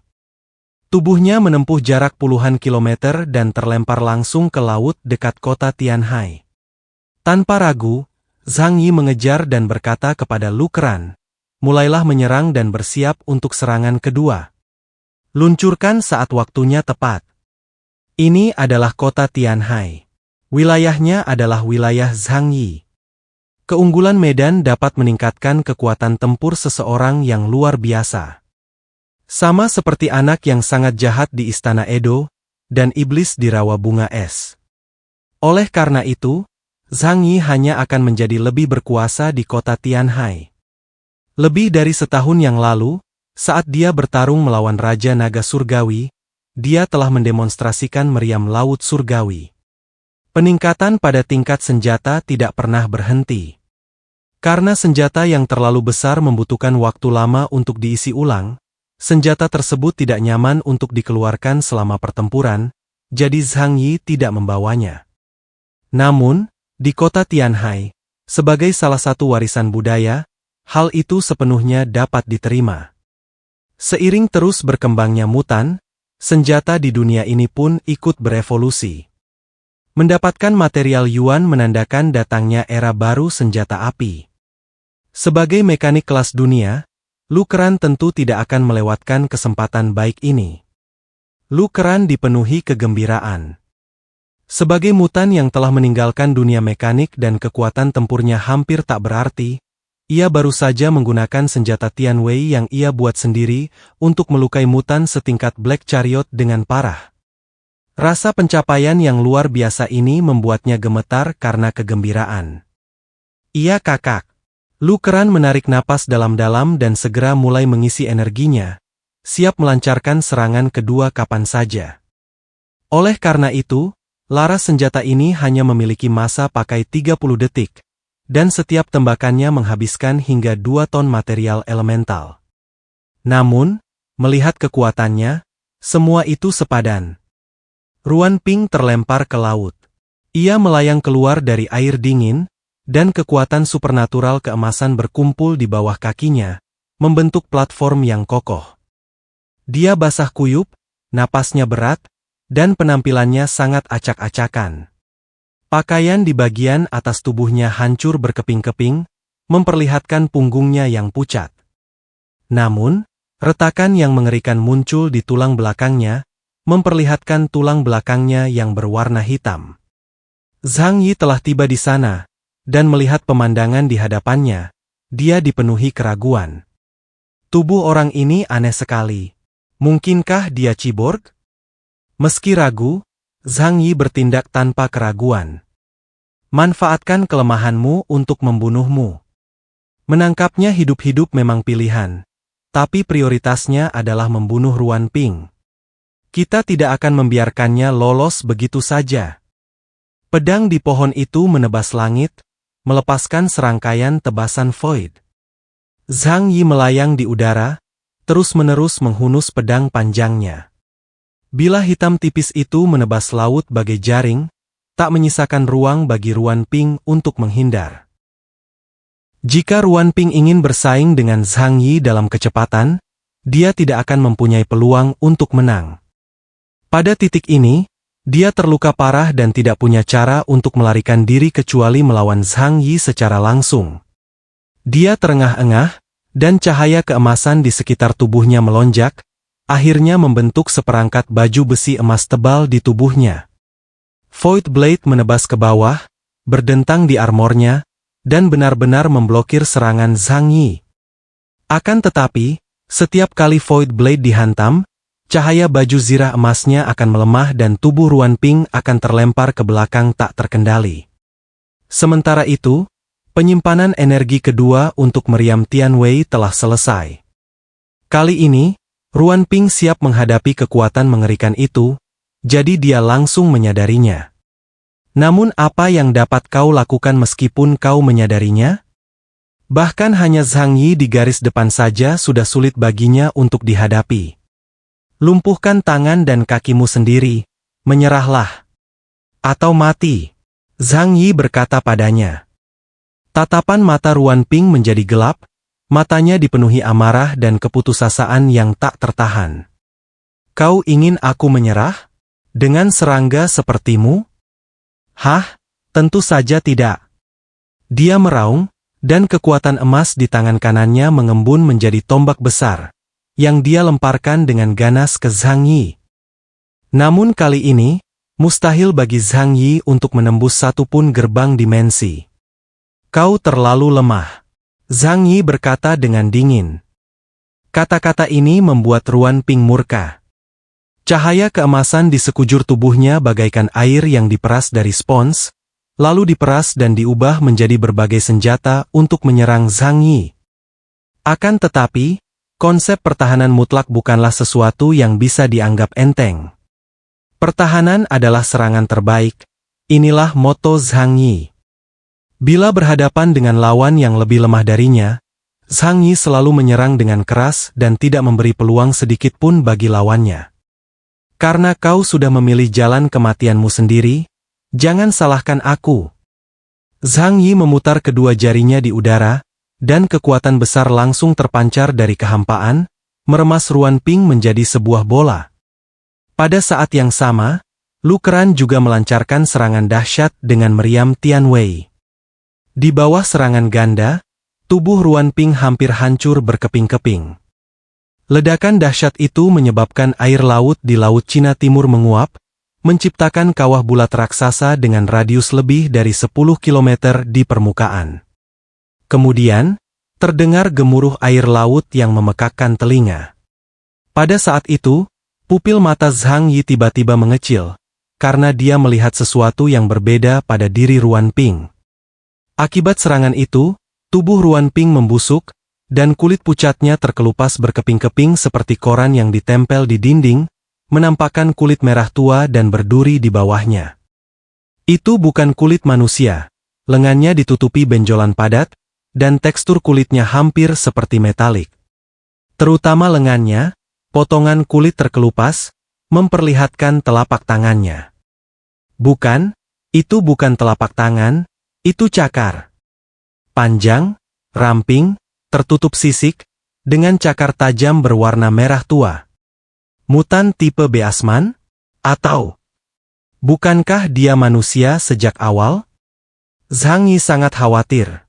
Jika seseorang adalah mutan tipe Beasman, sama sekali tidak perlu menyembunyikan wujud asli mereka dengan cara ini. Kecuali, tentu saja, jika ini adalah penampilan alaminya, dan ia tidak punya pilihan selain menggunakan kulit buatan untuk menutupi dirinya. Siapa sebenarnya orang ini? Dan dari mana asalnya? Pikiran Zhang Yi benar-benar kacau, tetapi tubuhnya bereaksi secara naluriah, bahkan sebelum pikirannya dapat memprosesnya. Mati. Tidak peduli siapapun pihak lainnya. Selama mereka berpotensi mengancam keberadaanku, aku akan membunuh mereka. Orang mati adalah yang paling aman. Meriam penembus bintang. Mengambil keuntungan dari momen terlemah Ruan Ping, Zhang Yi mengumpulkan kekuatan terkuatnya dan menembakkan Star Piercing Cannon langsung ke Ruan Ping. Energi kekosongan berkecepatan sangat tinggi itu seperti pedang tajam, langsung menembus semua rintangan di antara keduanya, dan juga menembus dada Ruan Ping. Ruan Ping menatap pedang hitam di dadanya, darah hijau tua mengalir di lukanya. Dia nampaknya tidak percaya dengan apa yang dilihatnya. Zhang Yi tahu bahwa Ruan Ping tidak lagi memiliki kekuatan untuk melawan. Kekuatannya telah sangat terkuras. Karena itu, dia ingin menangkap mereka hidup-hidup. Zhang Yi menukik ke bawah, dan pedang di tangannya tiba-tiba mengembang di udara, berubah menjadi ribuan tanaman merambat besar yang melemparkan jaring besar ke Ruan Ping. Ruan Ping mengangkat kepalanya dan berkata kepada Zhang Yi dengan ekspresi yang sangat aneh dan tragis, "Ini bukan akhir, tetapi hanya permulaan. Setelah aku mati, akhirmu tidak akan lama lagi. Ingat, makhluk yang jauh lebih kuat dariku akan datang. Tak ada yang bisa mengubah takdir kematianmu. Ini harga yang kau bayar karena membunuh dewa." Zhang Yi mengerutkan kening, merasakan ada yang tidak beres. Ia melepaskan pedang di pohon dengan kecepatan yang lebih cepat, bertujuan untuk mengikat Ruan Ping sepenuhnya. Tanaman merambat raksasa di langit bertemu di udara, membentuk bola raksasa, lalu memadat ke arah pusat. Tetapi pada saat itu, Ruan Ping mengangkat tangan kanannya, kelima jarinya menyatu seperti pedang tajam, dan menusuk jantungnya sendiri. Kekuatan yang amat mengerikan tiba-tiba meletus darinya. Ruan Ping memilih untuk mengakhiri hidupnya sendiri, menolak menjadi tawanan Zhang Yi bahkan saat meninggal. Akan tetapi, saat menghadapi ledakan sebesar ini, Zhang Yi tidak memilih untuk menghindar, tetapi malah dengan berani menghadapi kekuatan ledakan itu dan menukik ke bawah. Ledakan sebesar ini tidak cukup untuk mengancamku. Bahkan jika kau mati, serahkan esensimu padaku. Sebuah tank hitam yang hancur mencoba menghentikan Zhang Yi mendapatkan esensinya dengan cara ini, adalah hal yang mustahil. Pedang di pohon itu menembus tubuhnya dan, sebelum tubuh Ruan Ping hancur oleh ledakan itu, menyelimuti esensinya dan kembali ke tangan Zhang Yi. Esensi Ruan Ping jatuh ke tangan Zhang Yi. Alih-alih langsung menyerapnya, ia menyimpannya terlebih dahulu.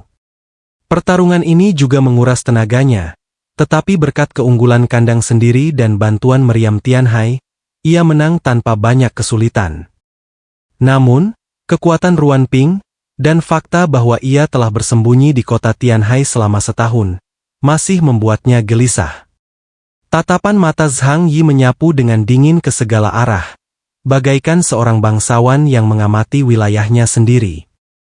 Apakah kota Tianhai tidak seaman yang kita bayangkan? Mungkinkah ada musuh tersembunyi lainnya yang mengintai dalam bayangan? Dan siapa sebenarnya Ruan Ping? Dari mana asalnya, dan apa motifnya? Zhang Yi masih bingung tentang semua ini. Setelah beberapa kilatan, ia kembali ke lokasi Shadow Squad dan melepaskan semua orang di dimensi alternatif. Pertarungan tadi telah membuat Baili Changqing dan yang lainnya dalam keadaan linglung. Gempa susulan dari pertempuran itu sendiri dapat dengan mudah memusnahkan mereka semua. Zhang Yi memandang 29 anggota Shadow Squad yang tersisa dan berkata dengan tenang, "Semua orang harus mengikuti prosedur dengan ketat dan menjalani tes Nona Yang." Pada titik ini, tak seorang pun berani menolak. Mereka segera dan dengan patuh bersuara, berseru lantang, "Ya, semua demi kemuliaan tertinggi."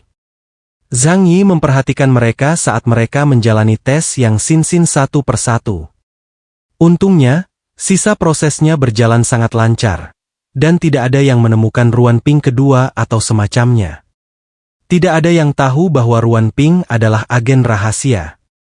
Meskipun ini adalah kabar baik, Zhang Yi masih merasa sulit untuk merasa bahagia. Karena Ruan Ping meninggal karena bunuh diri, tubuhnya hancur total menjadi abu setelah kematiannya, sehingga mustahil untuk memperoleh jaringan kehidupan atau informasi apapun tentangnya. Xiao Honglian. Zhang Yi memanggil. Xiao Honglian berlari keluar dari kerumunan dan berdiri di depan Zhang Yi dengan postur militer tegak. Tangan kanannya di dada dan dadanya terangkat tinggi. Yang mulia, apa instruksimu? Zhang Yi menunjuknya dan berkata, kau dulu bekerja di kepolisian kota Tianhai, dan kau sangat ahli dalam investigasi kriminal. Aku beri kau waktu 3 hari untuk menyelidiki semua orang di kota Tianhai sekarang juga. Pastikan mereka punya catatan bersih dan sama sekali tidak ada orang yang mencurigakan. Xin Xin, pergilah ke kota Blizzard dan mintalah informasi penduduk kota Tianhai, lalu berikan padanya. Zhang Yi menugaskan tugas secara efisien. Yang Xin Xin mengangguk. Baik, saudara. Xiao Honglian tampak agak bersemangat. Ini adalah misi pertama yang diterimanya sejak bergabung dengan Shadow Squad. Sekarang, dia memiliki kesempatan lain untuk mendekati Zhang Yi. Karena itu, dia pasti akan memanfaatkan kesempatan ini dengan sangat serius. Dia akan berusaha sebaik mungkin untuk membuat Zhang Yi melihat nilainya. Baik, Yang Mulia. Xiao Honglian berteriak keras. Baili Changqing berjalan mendekat dan menatap Zhang Yi dengan khawatir, lalu berkata, Kapten, mengenai masalah ini. Haruskah kita berkomunikasi dengan kota Blizzard tentang hal itu? Zhang Yi berpikir sejenak, dan senyum dingin tiba-tiba muncul di bibirnya. Tentu saja. Kota Tianhai diserang, dan seorang mutan setingkat Epsilon telah bersembunyi di sini selama setahun. Beberapa wilayah utama kerajaan Huasu patut dicurigai. Sekalipun mereka tidak melakukannya, mungkin saja mutan asing sedang merencanakan sesuatu. Aku akan membahas ini di depan umum. Untungnya, kali ini, pihak lain benar-benar meremehkan kekuatannya. Jika tidak, jika orang itu tiba-tiba bergerak setahun yang lalu, Zhang Yi tidak dapat membayangkan betapa mengerikan konsekuensinya. Namun, dia juga tahu dalam hatinya bahwa masalah ini kemungkinan besar tidak diatur oleh kekuatan besar kerajaan Huasu. Jika tidak, mereka akan memberitahu Ruan Ping tentang tingkat kekuatan Zhang Yi. Zhang Yi membawa Yang Xin Xin kembali ke tempat penampungan dan segera menghubungi kepala beberapa daerah utama kerajaan Huasu untuk memberitahu mereka tentang situasi tersebut. Baru saja, aku diserang oleh mutan dengan indeks kemampuan 20.000. Dia telah bersembunyi di kota Tianhai kita selama setahun, dan sepertinya dia sudah merencanakan ini sejak lama. Tuan-tuan, apa pendapatmu tentang masalah ini? Mendengar kabar tersebut, seluruh pimpinan daerah terkejut dan menyatakan bahwa masalah ini tidak ada kaitannya dengan mereka. Zhang Yi terlalu malas untuk berbicara dengan mereka satu persatu. Jadi dia langsung mengadakan pertemuan daring dan semua orang membahas masalah tersebut bersama-sama. Kalau memang ada yang punya masalah, mudah sekali kelemahannya itu terbongkar di hadapan para petinggi di daerah masing-masing. Tak lama kemudian, pertemuan daring diadakan, dan proyeksi 3D semua orang muncul di ruang tamu Zhang Yi. Zhu Zheng, perwakilan dari wilayah Jiangnan, juga datang langsung. Karena kota Tianhai diserang, dia tentu ingin menyampaikan kekhawatirannya kepada Zhang Yi. Keyes, apa yang sebenarnya terjadi? Bisakah kau ceritakan lebih detail? Pembicaranya adalah Meng Yingchuan dari wilayah Laut Timur, yang dikenal sebagai Xuanwu. Ia tampak seperti pemuda, tetapi selalu mengerutkan kening ketika berpikir, membuatnya tampak dewasa melampaui usianya.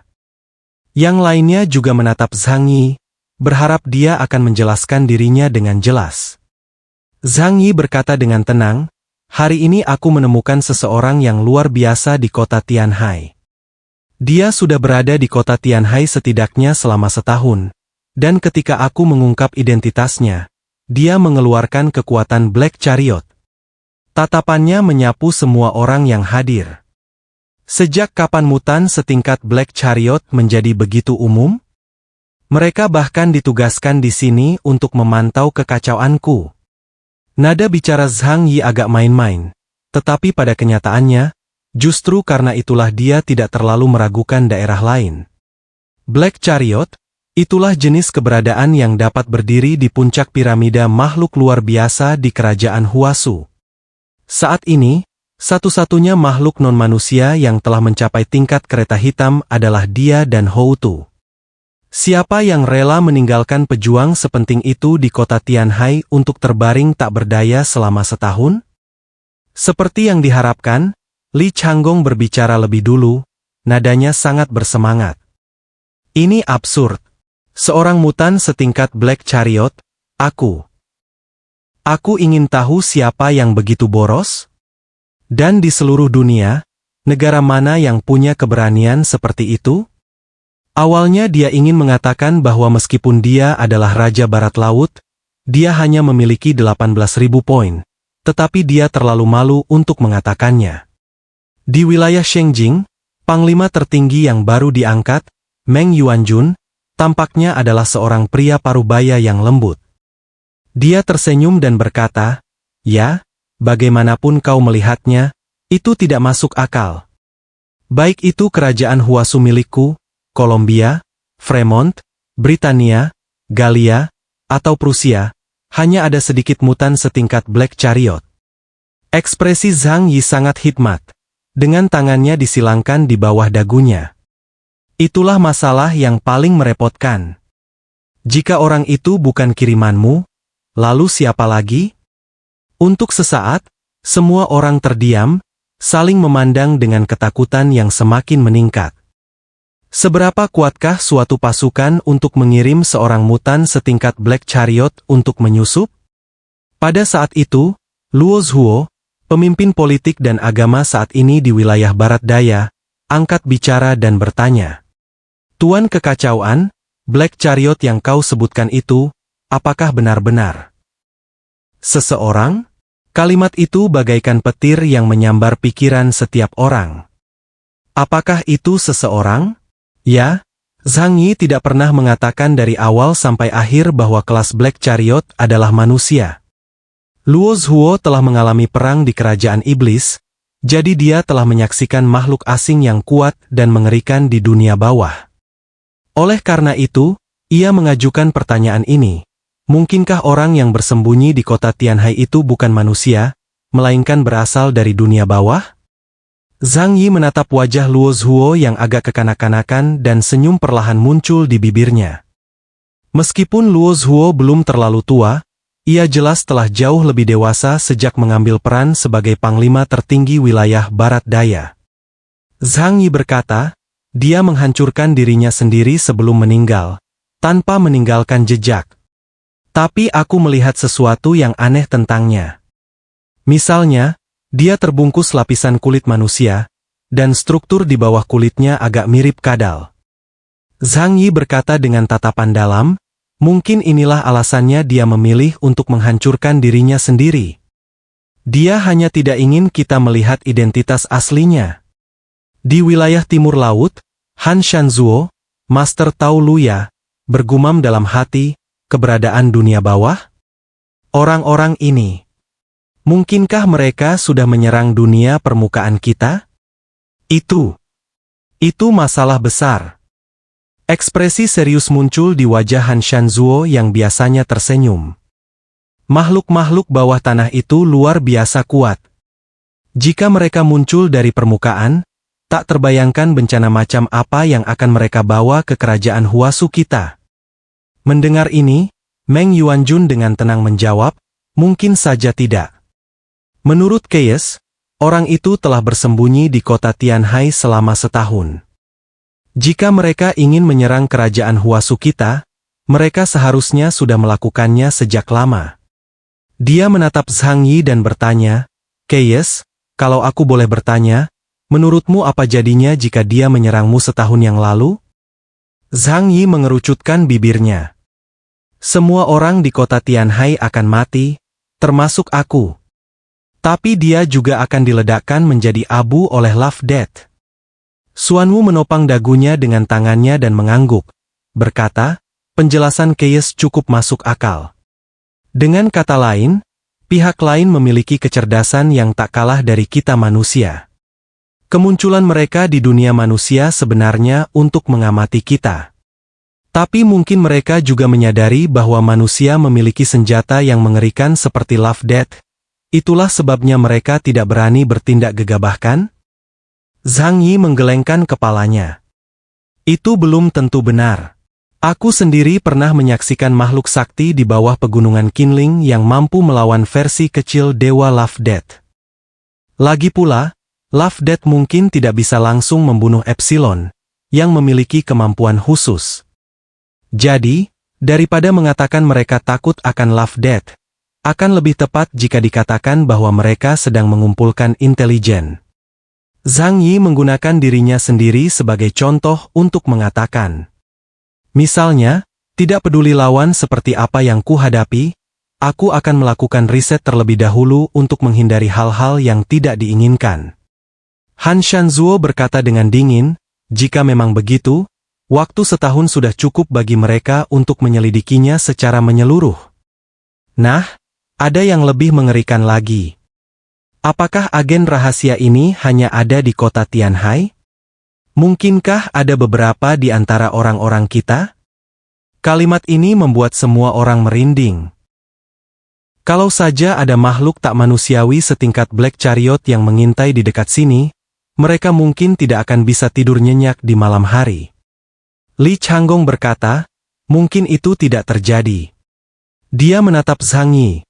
Jika memang seseorang dari dunia bawah yang muncul, satu-satunya orang yang seharusnya dia cari adalah kekacauan. Lagi pula, di antara kita, dialah satu-satunya yang pernah ke beberapa zona terlarang peradaban tempat dunia bawah berada. Semua orang mengangguk setuju. Setelah kiamat, para mutan tingkat Epsilon lainnya menjadi penjaga wilayah mereka masing-masing, mewakili kekuatan tempur teratas yang dikembangkan dengan menyatukan kekuatan seluruh wilayah. Oleh karena itu, tugas utama mereka adalah menjaga perdamaian di wilayah tersebut.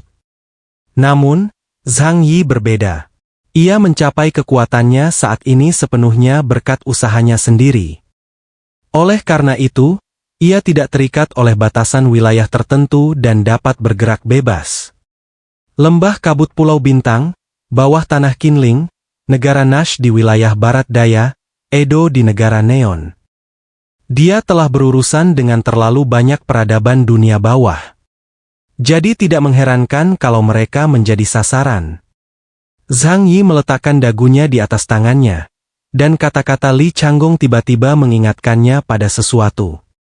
Sekitar 2 tahun lalu, dia pergi ke Star Island Fog Valley dan memasuki jurang untuk mendapatkan salinan sumber Tuhan.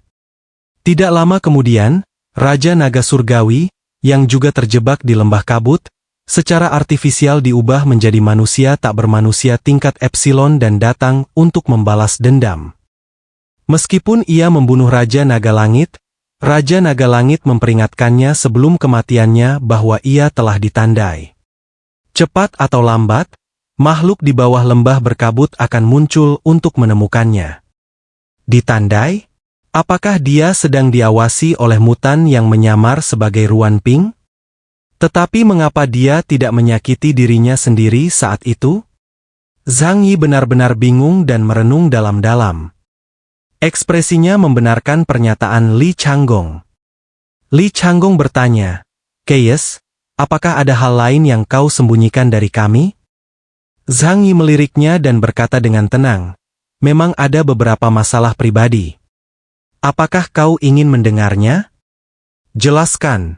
Zhang Yi tidak menyembunyikan apapun tentang Raja Naga Langit dan Lembah Kabut, jadi dia juga menceritakannya kepada mereka. Li Changgong mengerutkan kening. Maksudmu orang aneh itu berasal dari Lembah Kabut? Karena kau pergi ke Lembah Kabut dan mendapatkan esensi dewa? Zhang Yi mengangkat bahu. Siapa tahu? Lagi pula, aku tidak pernah berurusan dengan mereka. Aku hanya ke sana untuk mencari harta karun saat itu. Tuan Meng Yuan, yang mendengarkan pembicaraan mereka, menundukkan kepalanya sambil berpikir keras. Tiba-tiba, dia mendongak ke arah Zhang Yi dan berkata, "Mungkin, alasan orang luar biasa itu belum bergerak bukanlah karena dia tidak mau, melainkan karena dia tidak bisa." Tidak bisa melakukannya? Zhang Yi mengerutkan kening, tidak dapat memahami kata-kata Meng Yuanjun. Mengapa itu tidak bisa dilakukan? Tuan Meng Yuan terkekeh. Aku tidak bisa menjelaskan detailnya dengan jelas. Tetapi intelijen yang kami kumpulkan menunjukkan bahwa peradaban-peradaban kuat yang bersembunyi di bawah tanah itu tampaknya dibatasi oleh semacam aturan tertentu, yang mencegah mereka muncul di dunia manusia di permukaan. Dia mengangkat bahu, tapi pembatasan ini tampaknya perlahan-lahan dicabut, atau daya represifnya melemah. Kurasa kalau kau tidak menemukan identitas orang itu, dia tidak akan berbalik melawanmu dalam waktu dekat. Petir yang seakan-akan menembus langit dan bumi menyambar pikiran Zhang Yi. Ia teringat akan petir yang menyambar dan membunuh Dewa Kamisuke di Edo. Segalanya tampak masuk akal sekarang. Setelah mendengarkan kata-kata Zhang Yi, Li Changgong sampai pada kesimpulan ini. Sepertinya kau melakukan sesuatu yang seharusnya tidak kau lakukan saat pergi ke lembah kabut Pulau Bintang. Kau menyinggung peradaban bawah tanah di sana. Mereka mengawasimu. Li Changgong melengkungkan sudut mulutnya, ekspresinya agak mengejek. Sekarang setidaknya kita bisa membuktikan bahwa ini tidak ada hubungannya dengan kita. Hei, caramu memanggil semua orang ke sini untuk menginterogasi kami benar-benar menyebalkan. Zhang Yi menatap Li Changgong dan berkata, "Omong kosong. Ini hanya tebakanmu, dan tidak bisa diverifikasi sama sekali. Lagi pula, kau tampaknya telah melupakan satu hal yang sangat penting." Zhang Yi berkata lirih, "Jika mutan setingkat Black Chariot itu datang ke kota Tianhaiku, aku bisa membunuhnya." Mata Li Changgong menyipit, Zhang Yi memberinya peringatan keras. Segala sesuatunya tidak sama seperti dulu lagi. Saat itu, Li Changgong masih memiliki kekuatan untuk bersaing dengan Zhang Yi, tetapi sekarang, indeks kemampuannya hanya 18.000 poin, sementara Zhang Yi telah mencapai 25.000 poin. Keduanya tidak lagi berada di level yang sama. Alis Li Changgong terangkat. Itu cuma keuntungan geografis. Kalau kau berani datang ke wilayah barat lautku, aku jamin kau akan menderita. Meng Yuanjun segera melangkah maju untuk bertindak sebagai pembawa damai. Baiklah, kalian semua, diam. Kita sedang menghadapi krisis eksternal, jadi kita harus bersatu melawannya, bukan menciptakan konflik kita sendiri. Li Changgong mendengus dingin, dan Zhang Yi tidak peduli untuk memperhatikannya. Sejak pertempuran Shengjing, Li Changgong, pria yang sombong dan arogan, selalu ingin membalas dendam. Dia belum melewati batas Zhang Yi, jadi Zhang Yi tidak ingin mengganggunya. Tetapi jika suatu hari kau benar-benar membuat Zhang Yi marah, dia akan tahu betapa mengerikan akibatnya. Meng Yuanjun berkata kepada semua orang, apa yang disebutkan Keyes kemungkinan besar adalah alasan kemunculan kelas Black Chariot itu. Kita tidak boleh lengah dan harus meningkatkan kewaspadaan kita. Dia menatap Zhang Yi. Keyes, kalau ada yang bisa kami bantu, beritahu saja. Kami di pihak yang sama, dan kami akan melakukan apapun untuk membantu. Zhang Yi mencibir dalam hati. Dia masih bisa mengetahui dari kata-kata sopan itu bahwa semua orang yakin serangan itu sepenuhnya karena Zhang Yi menyinggung seseorang dari lembah kabut Pulau Bintang, dan tidak ada hubungannya dengan wilayah lain di kerajaan Huasu. Oleh karena itu, Zhang Yi harus menyelesaikan masalah ini sendiri. Mereka tidak mungkin mengambil tindakan kecuali hal itu mengancam wilayah mereka. Tentu saja, jika Zhang Yi benar-benar mendapat masalah dan bersedia merendahkan diri untuk meminta bantuan, sambil menjanjikan akan memberikan sejumlah keuntungan, mereka pun akan datang membantu karena kepentingan bersama. Pada saat ini, Keenam wilayah itu seperti saudara yang baru saja memisahkan keluarga mereka. Mereka mungkin mengalami konflik dan pergumulan internal, tetapi ketika menghadapi invasi eksternal, mereka memahami prinsip saling ketergantungan dan tidak akan tinggal diam. Jadi begitu. Zhang Yi berkata dengan tenang, aku memberitahumu tentang ini bukan karena aku mencurigaimu, tetapi hanya untuk memperingatkanmu agar berhati-hati agar situasi serupa tidak terjadi padamu di masa depan. Namun, Zhang Yi berhenti sejenak, tatapannya menyapu kerumunan dengan dingin. Sebaiknya kalian tidak berpikir bahwa masalah ini sepenuhnya berkaitan denganku, Zhang Yi. Sebaiknya kalian meningkatkan kewaspadaan. Meng Yuanjun mengangguk, tentu saja. Li Changgong berdiri dengan bangga menyilangkan tangan, mengenakan seragam marsekalnya, dan berkata dengan tenang, di bawah kepemimpinanku, wilayah barat laut telah lama ditempa menjadi benteng yang tak tertembus. Siapapun yang berani menyinggung kita pasti tidak akan kembali. Apapun yang kau mau. Zhang Yi bahkan tidak repot-repot meliriknya. Baiklah, jika tidak ada pertanyaan lain, mari kita tutup rapat ini, kata Zhang Yi. Yang lainnya mengangguk setuju. Jika kita menemui situasi lebih lanjut, kita bisa membahasnya lagi. Kalau begitu, kita akhiri saja hari ini. Perwakilan dari setiap daerah keluar satu persatu, tetapi Zhu Zheng masih berada di dalam rapat pada saat-saat terakhir. Dia tidak mengatakan sepatah kata pun selama pertemuan. Zhang Yi hanya memanggilnya karena sopan santun. Akan tetapi, jika menyangkut pengambilan keputusan sesungguhnya, dia tidak memiliki kewenangan untuk memberikan izin. Keputusan akhir tetap berada di tangan Zhang Yi. Setelah semua orang pergi, dia akhirnya berbicara. Zhang Yi, jika ada yang dibutuhkan kota Tianhai, beritahu aku saja. Kota Blizzard akan melakukan segala daya untuk mendukungmu. Melihat ekspresi Zhu Zheng yang tulus sekaligus khawatir, Zhang Yi tersenyum dan berkata, terima kasih atas kebaikanmu. Tapi kau tak perlu mengkhawatirkanku, UM. Setelah berpikir sejenak, ia berkata kepada Zhu Zheng, dalam waktu dekat, perkuat pertahanan kota Blizzard. Meskipun kemungkinan besar mereka akan mengincarku, kita juga harus menghindari memengaruhimu. Zhu Zheng berkata, Zhang Yi, kau tak perlu bicara formal seperti itu. Tanpamu, wilayah Jiangnan akan seperti rumah tanpa pilar. Jadi, semuanya akan dilakukan dengan memprioritaskanmu. Zhang Yi mengangguk dan berkata sambil tersenyum, terima kasih banyak. Aku akan menghubungi kau jika aku membutuhkan sesuatu. Zhu Zheng kemudian keluar. Setelah semua orang keluar, Yang Xinxin, yang berada di belakang Zhang Yi, berjalan ke sisinya dan duduk dengan lembut.